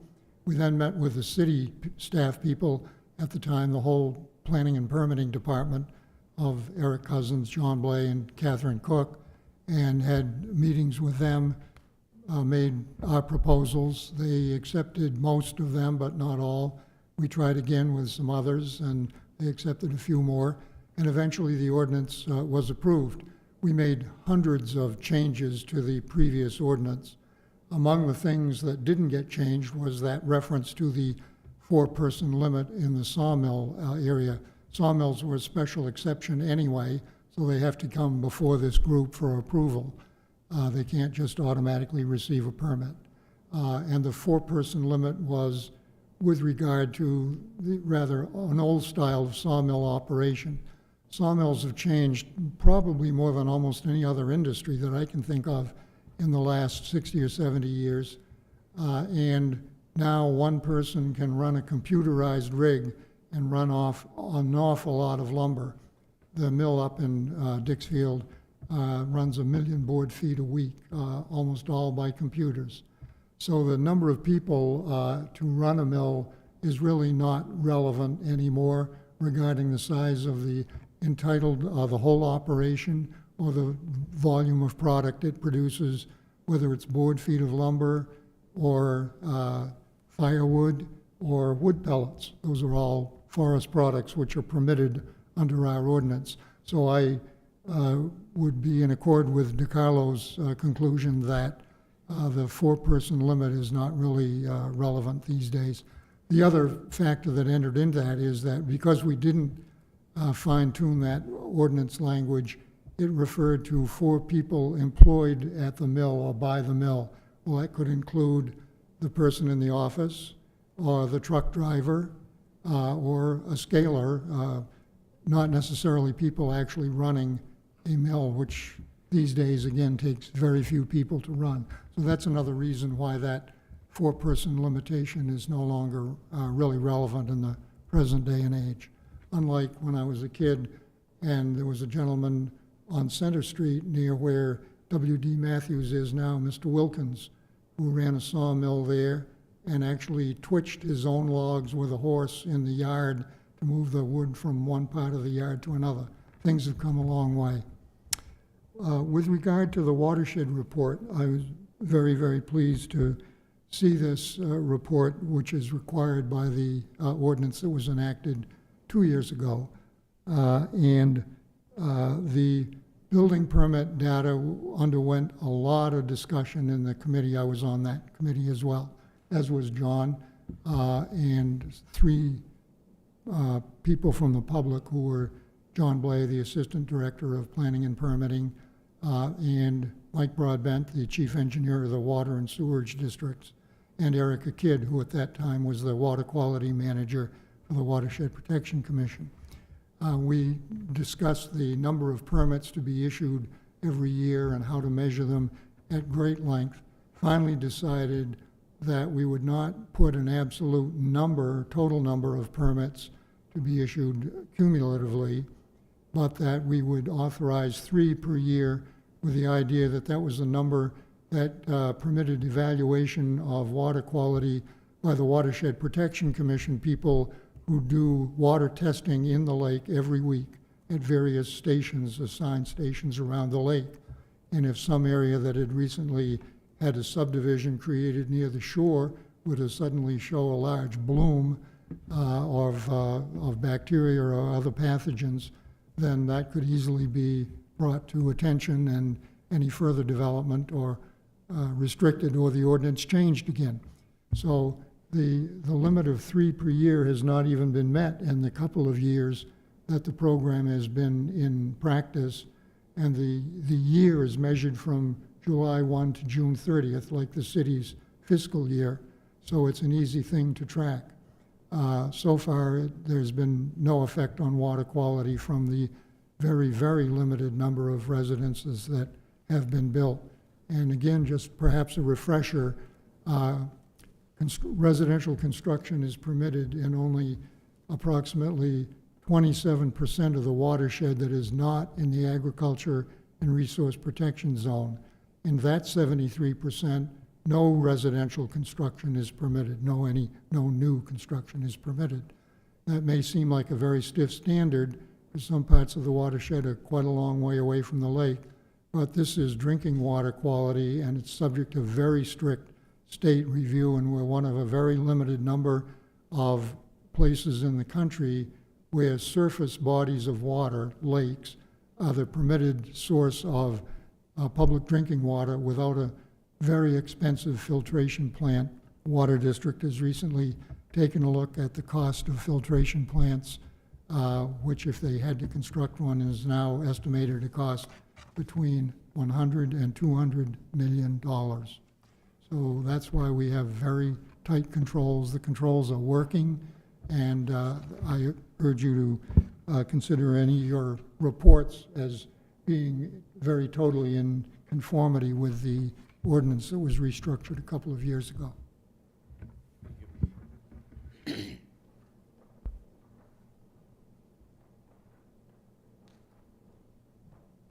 John, I think Steve used up all your time. You owe me time, buddy. Good evening. John Cleveland, 183 Davis Avenue. I want to just take a few moments because I'm the chair of the Comprehensive Planning Committee. It's a group of 18 citizens and representatives from your planning board as well as the city council. And DeCarlo's been doing a great job assisting us in that program. It's been about 18 months, and as you've heard, we're very close next month to provide you a draft. We want to get it to you sooner rather than later so that you can look at it and comment on it. We do want your comments on it. We've conducted a very extensive outreach for public input, more than we've ever done in any kind of a comprehensive plan in this city since we've been doing them. Because we want the public input, and we're trying to listen to the public's interest in what they see for the future of this community and trying to integrate that into the comprehensive plan. Two major parts of the comprehensive plan that you'll be seeing.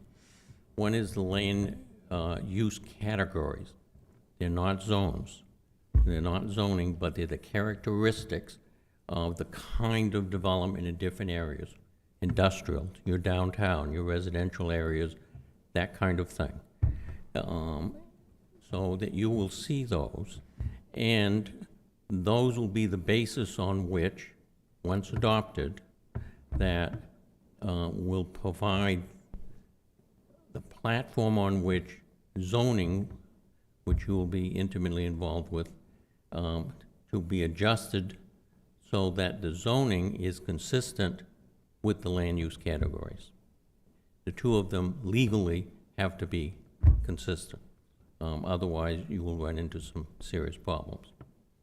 Those will help guide, based on citizen input in the Citizens Committee, how the city moves forward in the vision that the community has said that they would like to go forward. I'd also like to just note that in our process, and I wish you would have had that presentation when we started, we looked exactly at these kinds of risks and balances. Where does the city grow? What are the impacts? What is the effect in the community? What's the effect on the cost of the taxpayers? And very much aware that we want to promote growth in this community, promote population increase in the community. Housing will be a key part of that in the plan, and you'll see it. The other part that I want to bring to your attention when you see the plan is a section called Policies and Actions sections. We have spent a great deal of time on that section because it is critical on making this not a plan that winds up sitting on DeCarlo's desk that he has to look at once in a while, but it's a plan that each one of you and every city councilor is going to use regularly, and the administration. And in that policy, it sets out 8 areas, in 8 policy areas or goals: the economy, population, education, and so forth. And in each one of those, it identifies a specific policy and objective, and for each one of those, it outlines a specific action item. The city will do this in this time frame and will report back on how they've accomplished it and how much progress they made, so that it requires it to be an ongoing working document, but it provides some flexibility because over the next 10 or 15 years, we all don't know exactly all the changes, but we need to be resilient and adaptable to them. So it's important to take a look at this document as one that's going to be a living document and will be implemented. And I intend to live to the end of its life.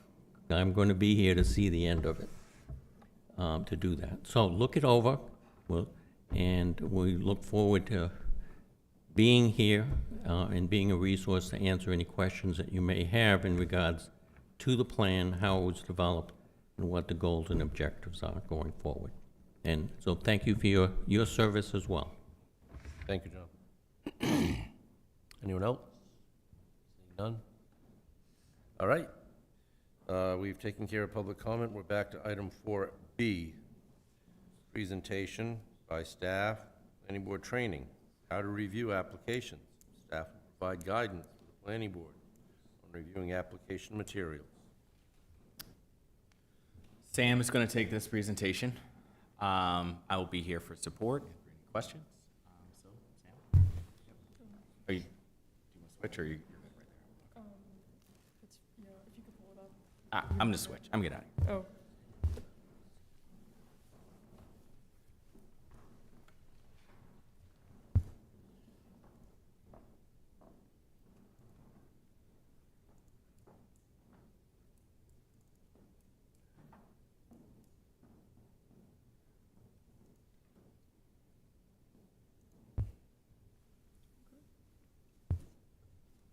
So I did provide printouts of this for the last meeting. The presentation is also on the website and can be used as a reference.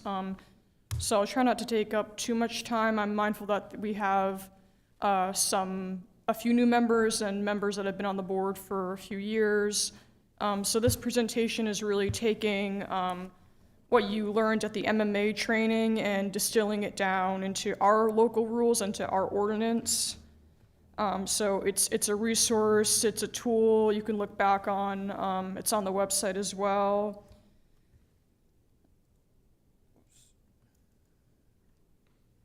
So just the three things this will cover is getting familiar of the ordinance and our regulations, how to review current codes. This is really where the information that you guys are voting on can be found. We'll go through findings of fact and conclusions of law, which is the information that you need to make a decision on an application. And then finally, we'll get into the application package itself. So every week you receive a big packet of information, and it's a lot to distill down and go through. This is really, it's like if you are in a book club, and we as staff are responsible for reading that book, and we are giving you the Cliff Notes version, so that way you get the general highlights and you don't have to read the whole book yourself.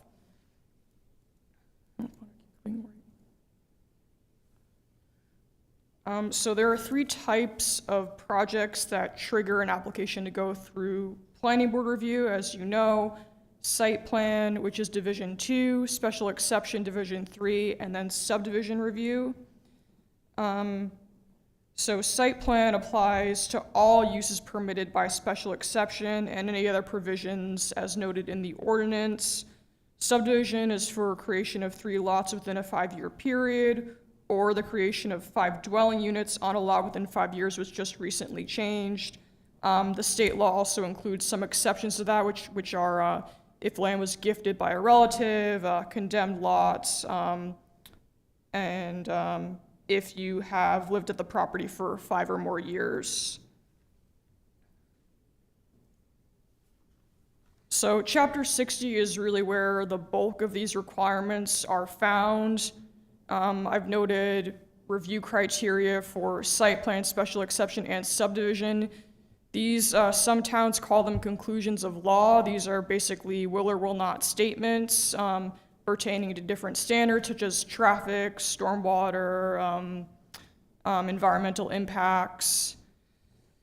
So this is really where the decisions are made. And if you reference the findings from Procter & Gamble, this is where we're getting this information from. There also are other sections of the ordinance where certain standards can be found. What we try and do in the staff memos is reference things and be as clear as possible. So there's district regulations. So for instance, in the memo that you saw from today, there's landscaping standards that can be found in the industrial zone under district standards. It's not under site plan review.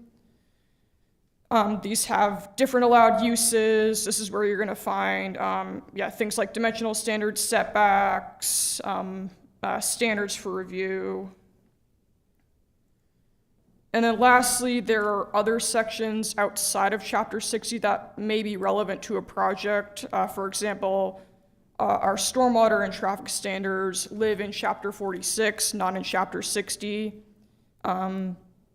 There also may be requirements for off-street parking depending on the project, access management standards, for example, for tonight, that pertains to driveway spacing and site distance.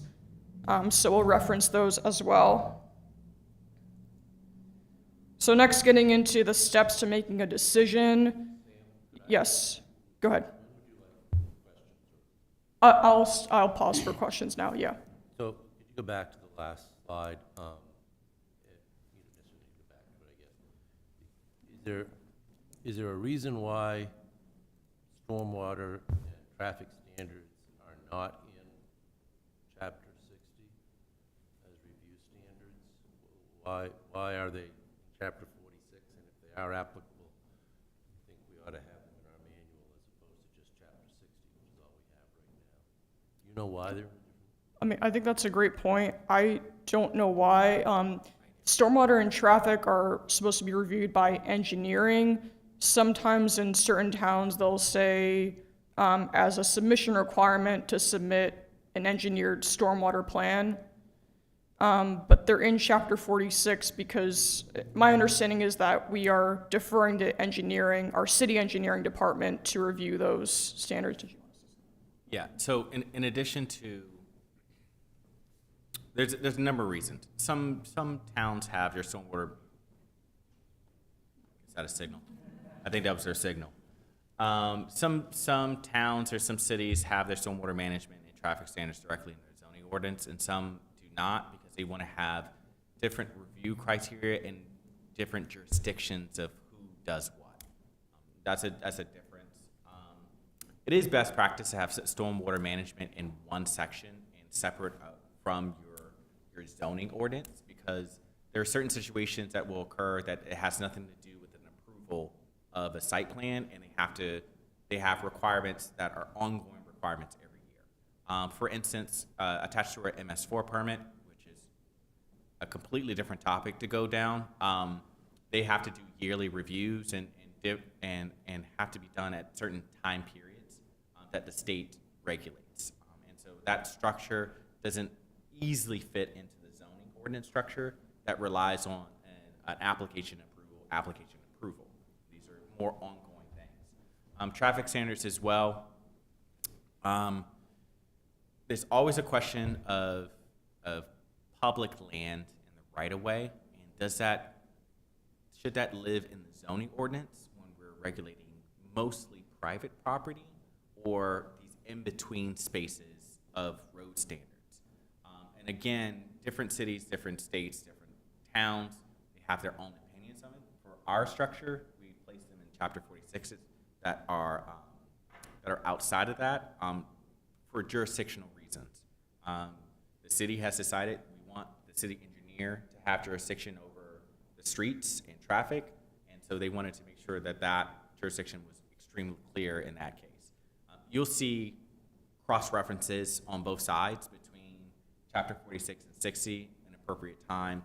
In order to approve something, they want to make sure that it meets those standards, or if a project is triggering a certain stormwater management requirement, they also want a review by the planning board, but essentially they are separate. And then one other thing that I'll bring up is that Chapter 6 is our zoning ordinance, but it doesn't include all of our land use standards, right? And so there are different other places in our codes that we do have separate land use standards. And some are even in licensing themselves. So that's all your land use standards are not just in chapter 60, but should you have a copy of all of those of land use standards? I would say, yeah, that's something that should be provided to you. So at least we can get you chapter 46 when it comes to street standards. It doesn't go through the same approval process to amend chapter 46, and that's going to be a key provision in LD 2176, is that we are proposing to change street standards as well, and that will go through a separate process than your regular zoning text amendment and things like that. So, are you suggesting that we don't have the final say on whether convenience and safety of vehicular and pedestrian movement within the site and in relation to adjacent areas is a standard that has been met, that we have ceded that to the city engineer? No, that's the opposite. You have jurisdiction over the site, but this is all Site and in relation to adjacent areas. correct. And so we're also talking about, I don't want to be specific, but if you have an approval on a site over here, but a mile down the road, we have different things that are happening that will have, that will also need to be reviewed, as far as we're now going to reconstruct this entire road. Off-site improvements, fair share off-site improvements. The area that's on the site under your jurisdiction, and seeing if the improvements on the site is going to have an adverse impact on the road and the right-of-way. However, that right-of-way, a mile down the road, I do not believe you have jurisdictional authority to approve that construction that mile away. And so for that will have to go through not only the engineering department, but actually the council themselves to really sign off on that change. So that's another reason why they're separate, is because you're looking at the improvements on the site, and you can approve or deny a project because they're going to have an adverse impact on the site. But we're also looking at the actual construction of the road down a mile away. And so that's why it's a little bit separate jurisdictions when we're covering those things. Thank you.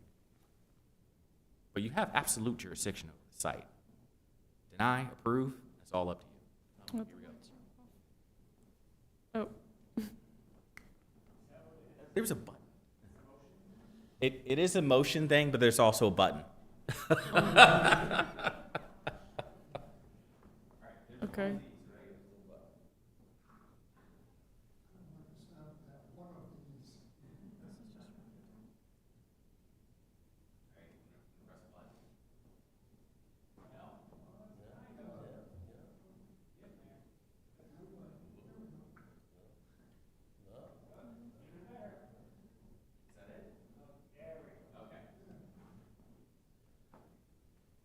Does anyone have any? I thought John was doing a dance. I didn't know it was motion activated. Sorry about that.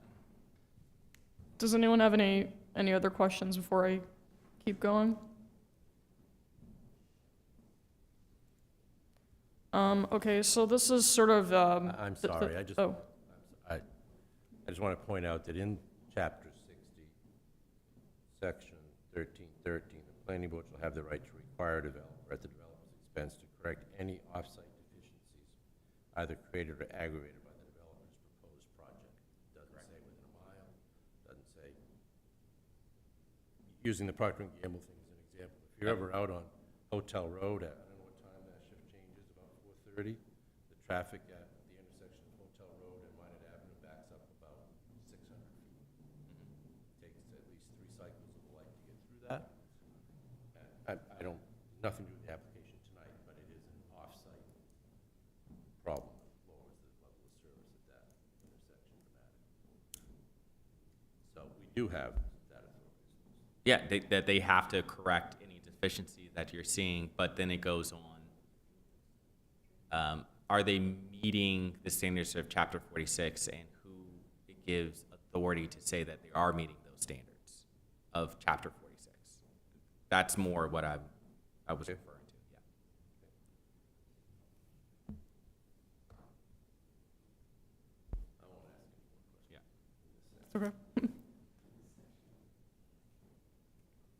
yeah. So this is the steps to getting to a decision. We as staff will review the application. Once we determine it's complete in accordance to our ordinance, I believe pursuant to section 601301, which is our submission requirements for site plan. Then we schedule a public hearing. Then we have a substantial review of the application, present findings, and then we get to a decision. And this is all based off of our current rules and regulations as written. So the information that you receive in your packet from the applicant is addressing those submission requirements in section 60, and also where appropriate, chapter 46 for stormwater and traffic. They also are addressing other relevant standards as mentioned previously found in chapter 60. So the applicant or engineer, they bear the burden of proof in providing evidence that the standards are met. And then, as you know, your role as the board is to review those standards and make a determination based on our current rules if those standards have been met. So this is an example of getting to a decision. We just happen to be talking about traffic. So a standard is on vehicular access, and there's a specific conclusion under special exception that says the special exception will neither create nor aggravate a traffic hazard, a fire hazard, or any other safety hazard. There are several conditions like this. So when you make a decision and approve something, you're voting on every single one of these conditions. This is just an example of one. So taking vehicular access in traffic, you have potential evidence. So the applicant has provided, say, a traffic study in compliance with chapter 46, 235, a traffic impact analysis. They have a letter from the fire chief stating that it's not going to impact emergency vehicles. And so our recommendation in the memo would say something like, based on that information, we believe this standard has been met. Now I highlighted the decision that you guys are going to make. And so you would say, yes, it's been met. It meets our standard. I made a note saying that in certain instances, I think some of what Ed maybe was alluding to is that it may be appropriate to request peer reviews to say, this site is really going to have a lot of traffic impact and congestion, and as residents of this city, we really feel that a second opinion on this is warranted. Yes, go ahead. Sorry, I just want to interject there. And our word is not gospel. You can disagree with our recommendations, and we're absolutely okay with the disagreement. We're going on the available data to us, and that's why we're making the recommendation. But you may know something about, like, in your own histories, or just you live there, and like, hey, this is not actually safe for pedestrians. And even though it says, you know, there will not be adverse traffic impacts for vehicles, you would like something, some improvements for pedestrian improvements. That's totally okay, and we actually are expecting you all to review this to your best ability of going like, hey, we think that this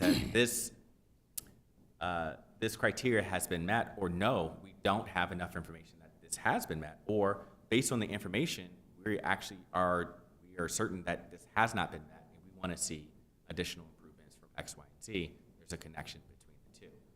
And so our role is just to give you our best information that we have, but if you want or need more information in order to make a decision, you have complete power to ask for additional information. May I interject for a moment? Looking at your last bullet point, when it refers to aggravating, that's acknowledging a pre-existing condition. Would it be wise to have a radius stipulated? The reason I'm bringing that up and it was a big talking point for the chair, and I understand and agree why. Housing development on the backside of Washington Ave, up behind the motel there, with that hill going down to Washington Avenue, that will aggravate that in retrospect, but we would need some kind of parameter into how far away from a project are we looking where something could be aggravated or created by a project. Because then you have the argument of, well, 3 miles down the road, it's going to make this light take a long time. Now, at what point do we consider distance from a project to be null and void? It's that one's going to be situational for you all. So intentionally, it does not include a hard number because based on the change, the actual level of change, it's going to dictate what level of aggravation or what distance is. And It's so really hard to approve subjective opinions. what I'll say about this is that in the state of Maine, site plan is completely subjective. It's completely due to home rule. There aren't standards at the state level of like, hey, you must approve a site plan that follows X, Y, and Z. Subdivision is completely different, but site plan is completely in home rule. And so if you would like to change your criteria and it be more quantitative more than qualitative, you have the power to do so. It's more of, you want to prove that there's actual connection between your decisions and the facts that you are received, the facts before you. And so that's the most important thing, is that would a reasonable person come to this conclusion? And so when you're talking about the impact and the distance away, would a reasonable person come to the conclusion that this improvement is having an impact, I don't know, 500 feet away, a half a mile away? And so that's actually why that's why a planning board is full of residents, you all, and it's not just administrative. Because if it was administrative, all we need is a number. And we can say, okay, based on the quantitative information, this is the impact. But that's not the structure of your planning board. And that's the reason why you have special exceptions, is because we're relying on your experience and your knowledge to make decisions for your community. And so that's actually why it's subjective. Feel free, though, if you make quantitative, you can just, hey, we don't want to make decisions on these type of projects. These are our standards, and if they fit them, they're permitted by right, by law, and if they don't meet these standards, they're denied. You have that power. Well, the council has the power. You can recommend it to the council. The council will adopt it. So there was a recent law court decision, and I brought it to your attention. You're familiar with it because it's out of the town where you just came from. That should really be provided to the board members. It's really a good guide on taking on what the burden of proof really means for the applicant, what you can and can't rely, or what you don't have to rely on. You don't have to accept things. That's what I was alluding to earlier this evening. I think it would be worthwhile if that could be made available to the board, and at some point in your next presentation, we could discuss it, because I think that we're a little gun shy about challenging some things that we Oh, yeah. that we hear from professionals who stand up. I don't know what it is, but I don't think we should. Absolutely. I can provide that. And actually, I was the person who wrote the findings of fact on that case. So that's why I'm kind of confident in discussing these things with you all. So yeah, absolutely, that would be provided. Hey, you wrote them after the law court sent it back and said, do it better. Yeah. Correct. And that's actually why your findings of fact look the way they do, is just because I was the person, they said, this is remanded back to the planning board for additional findings of fact. And then I was told, hey, we need you to guide the planning board in making a findings of fact for this case. And that decision actually relates to some of the things that Tim is talking about. How remote was this alternative access to a subdivision? And was it really a meaningful access? Correct. So it's worth it's a good read. I'm also the policy guy, so I'm like, I read almost every Supreme Judicial Court case and about land use. So there's another good one that came up, by the way, and that's another topic I did not bring before you, but the next one I will, and it has to do with variances and waivers. So sorry for interrupting. That's okay. So then lastly, just the review of the application package. So kind of, we've broken this down into steps. So when you get your application package, we suggest to start with the staff memos. Again, like I said, it's like the cliff notes of a book. What we're trying to do with those is to distill the application to a project summary. We'll write in what district requirements are relevant. We'll give a project history. For example, with Procter & Gamble, just because it was on for tonight, they had a previous approval. So we'll give information on that. And then we also go into some relevant, what we're calling relevant review criteria, which you'll see in the staff memo includes a list of things such as access, management, stormwater, traffic, and bullet points for how those have been addressed. And then what we're doing now is adding in our suggested findings of how we believe as staff certain standards are met, and also the applicable sections that the planning board will be voting on. We try and reference everything to be as clear as possible with the ordinance section and with where you can find the information in the application packet itself, so that we're not sifting through pages and pages of material. So we have citations and references of where you can find things. We think if you're really time crunched, this is where you should start. The second piece of this is site plan, so visuals. This can include existing conditions, site plan, grading plan, utility plan, stormwater. An example, I think, was the approved public safety building. That was a very, very large packet of plan sets to sift through. So we suggest going through those, but looking at the memo to see what plans are relevant to look at. So it's helpful if you're a visual learner. You can take a plan set, mark it up. Yeah, go ahead, Tim. I'm a visual learner. Okay. Yeah, so you can take a plan set, mark it up, always look back at the memo to see, what stuff is referenced, what stuff might be, a discussion point at the meeting. So it might be helpful for some people. And then lastly, it's the written information. So the applicant is writing how they meet the standards and providing documentation, such as financial capacity letter, a traffic study, stormwater report, waiver requests. So it's taking the written information from staff and reading through what's relevant to the planning board decision. And then the last thing is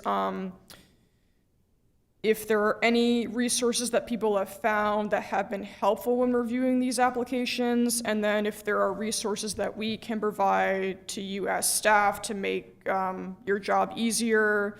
Again, I bring up the findings of fact. We're doing things a little bit differently now than maybe we had in the past. So we're trying to be as thorough as possible, especially like with making citations and references in our staff memos. But I leave it open if people have found things that have been helpful to them, or if they have requests for resources from us that we can provide. So that's it.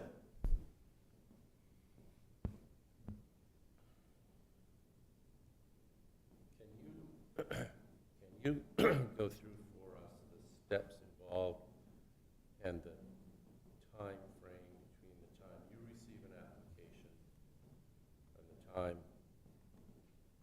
we get to our planning board meeting? I know that Carlo and I have been trying to adhere to a requirement in the ordinance that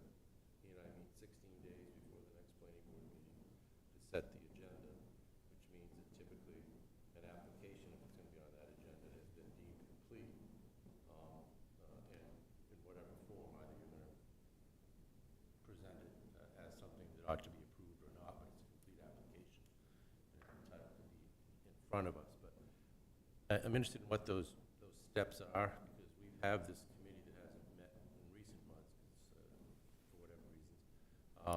It's supposed to be looking at our reviews of the planning board procedures and policies. And part of the concerns that have come up in those meetings is that, we'd like to get applications a little more, we'd like to have our application materials more quickly, or with a longer review period that had been provided in the past. And so in addition to those timeframes for your review and how it's done internally, which I think would be informative for us, I am curious as to how you reach your decisions about recommending approval or not when you haven't heard from people who might be opposed to a project and might have a different view of the information that's been presented to you. Because we're then given, I don't know that we've ever not gotten something that says it ought to be approved. And yet we then give the opponents up to 5 minutes to make their case as to why we shouldn't, like the ball is rolling downhill rather quickly. I can talk a little bit about that. At a future meeting, we can go over the timelines. I'm going to go over some information now because there's two separate timelines. And they have to do with either it's a subdivision or a site plan process, and that has to do with home rule. Subdivision has very strict timelines that when an application comes in, you have 30 days to consider it complete, but we do not, staff does not have the power to consider it a complete application. Only the planning board does. It's different for site plan. The City of Auburn has given the power to the planning department to consider what is a complete application or not at the site plan level. So those are already going to be different right there. It gives us 10 days for the site plan of receipt to review the application and notify the applicant that either the application is not accepted for processing as it has not met the requirements of the submission requirements and shall enumerate the materials that are missing. And so this is going to be in Article 16, Administration and Enforcement. That's where we find our timelines. And so when we're looking at that, we're looking at the strict submission requirements, not the quality of the submission of the materials that they've submitted. Let's say it says a site plan and includes all these things and a stormwater management plan. And so we have to say yes or no. Have they provided a stormwater management plan? It has nothing to do if the stormwater management plan is sufficient or not.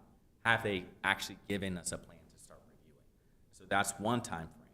Same thing on the subdivision, except you are the body who has to decide if they have a complete application or not. We can recommend to you that we believe that they have a complete application, but you have to make that decision. Then after you make that decision on the subdivision side, another clock is started. And that's, I believe, is 60 days from the time period that it's considered a complete application where they have to be given a decision unless the applicant agrees to a different timeline. So again, we have a different timeline over here. Over here, after we say that it's a complete application or not, then we have a time period that we can send out to our other departments. Under B, the director shall, at the time of notification to the applicant that the application is accepted for processing, transmit copies of the application and the site plan to those city departments, and the director's opinion requires such information to provide recommendations regarding the application to the planning board.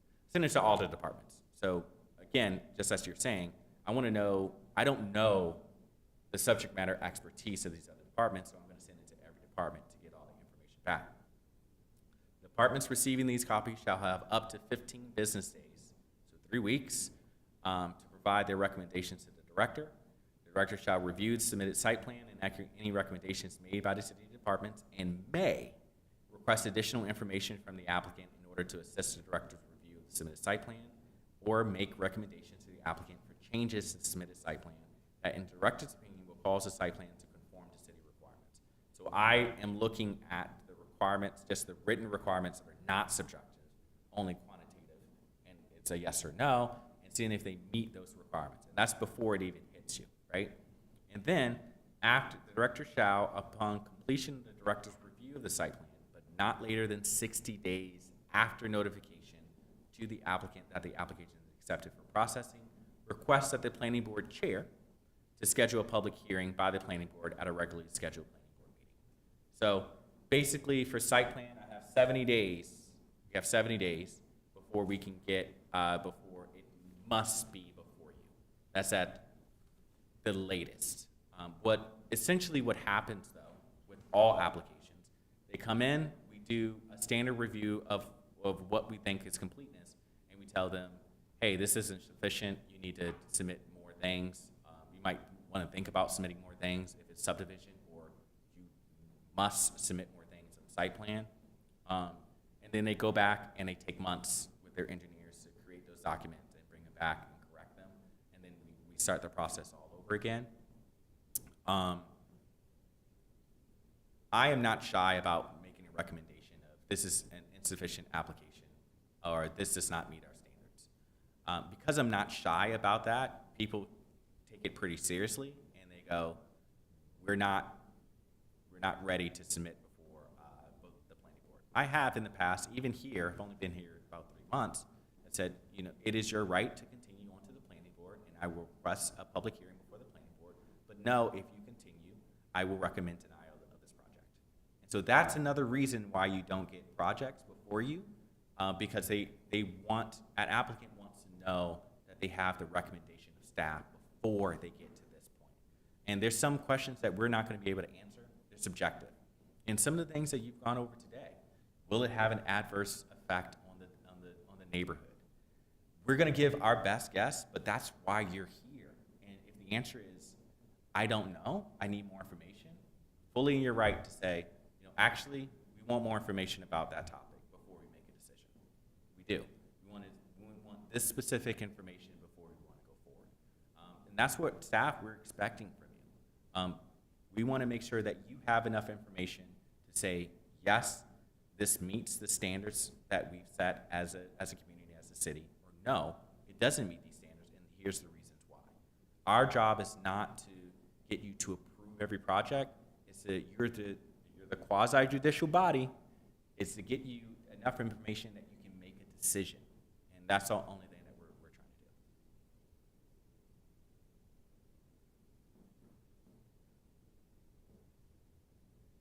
And while it's very helpful to have the staff memos and the recommendations and all, that's not part of the ordinance. You're not required to do that. We are not required. We're an optional piece of the puzzle here.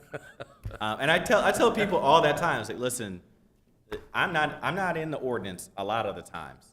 So this will go before the board, but you're at your own risk when you do so. And I'm never going to stop somebody who has the right to come before you.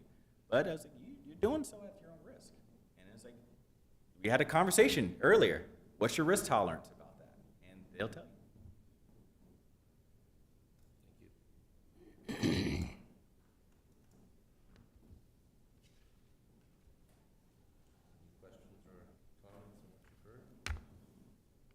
Thank you, that was very helpful for me.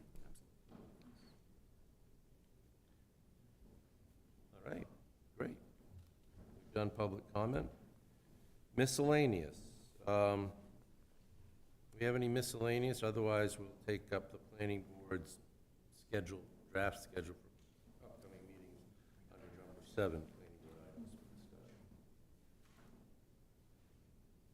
There's nothing miscellaneous. We'll take up the planning board's proposed schedule of meetings, which it's on the back of this memo that we have entitled Comprehensive Plan Land Use Amendments. That draft schedule shows in regular print our regular monthly meetings and in bold print special meetings, which are going to be added to our calendar. Hopefully people have had a chance to look at those dates before coming tonight, or if not, hopefully can look at it and we can settle on the meetings, but they do involve other bodies such as the council or the comprehensive plan committee, so I think that it's pretty hard to hurt all those cats. We ought to try to stick to those dates if we can. Does anybody have a hard no to any of the proposed dates? Yeah.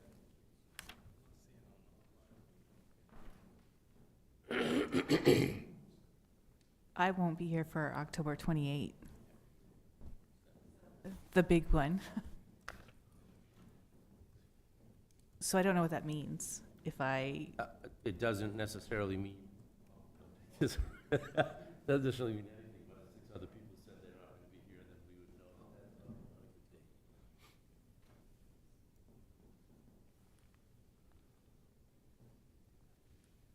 How about to facilitate, if I just go through the dates and we can, people can say, yeah, that one works for me. Sure. Absolutely. Get Thank to you. the bottom. August 27th. Assuming all of these are at 6 PM. Yes, yes, sir.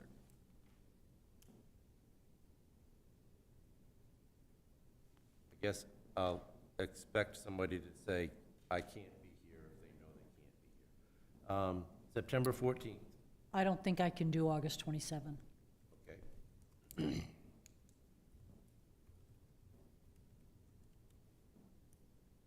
September 14th.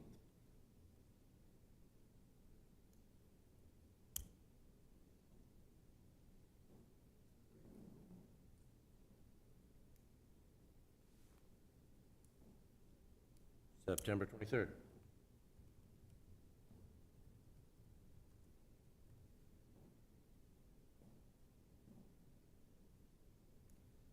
October 14th.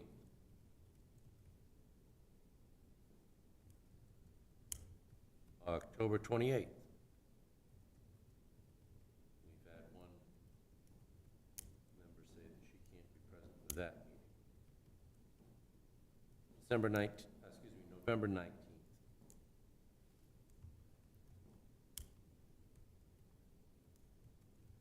December 17th.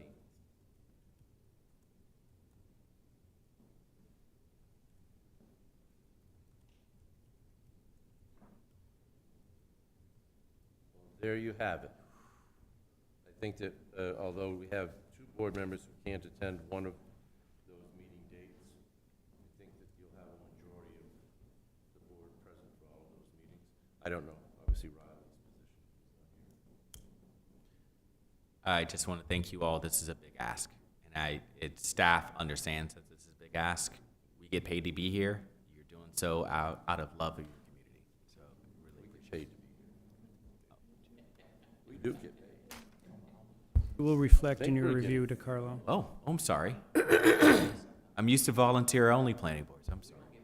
Oh, Yeah. so the comp plan committee. You guys are Live- you're but the they live here entertainment, John. rent-free. They're not being paid, but they're getting housing, I think. At our meeting on the 16th of June, I think it was, you handed out a list of questions and said step 3. You wanted some feedback from us. Correct, yeah. Okay, I'm just reminding board members if they could take a look at that, and anyone doesn't have it, Carl will provide it to you. But I think feedback is an important part of our role here, so to the extent that you can give him any sort of feedback on those questions he's posed, that would be great. Absolutely. Thank you.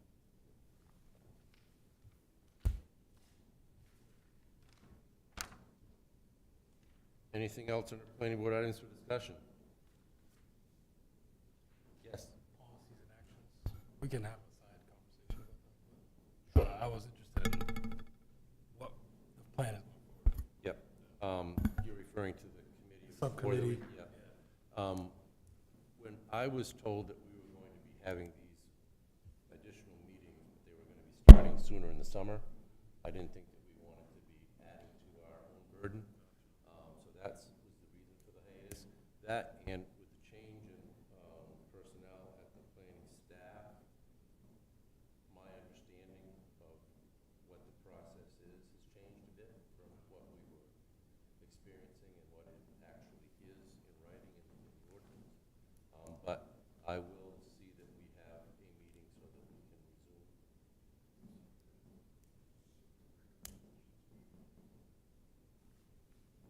What was that? What did you? Thought I heard. All right, motion to adjourn? So moved. Second. All right. Adjourn. Thank you all. Very much.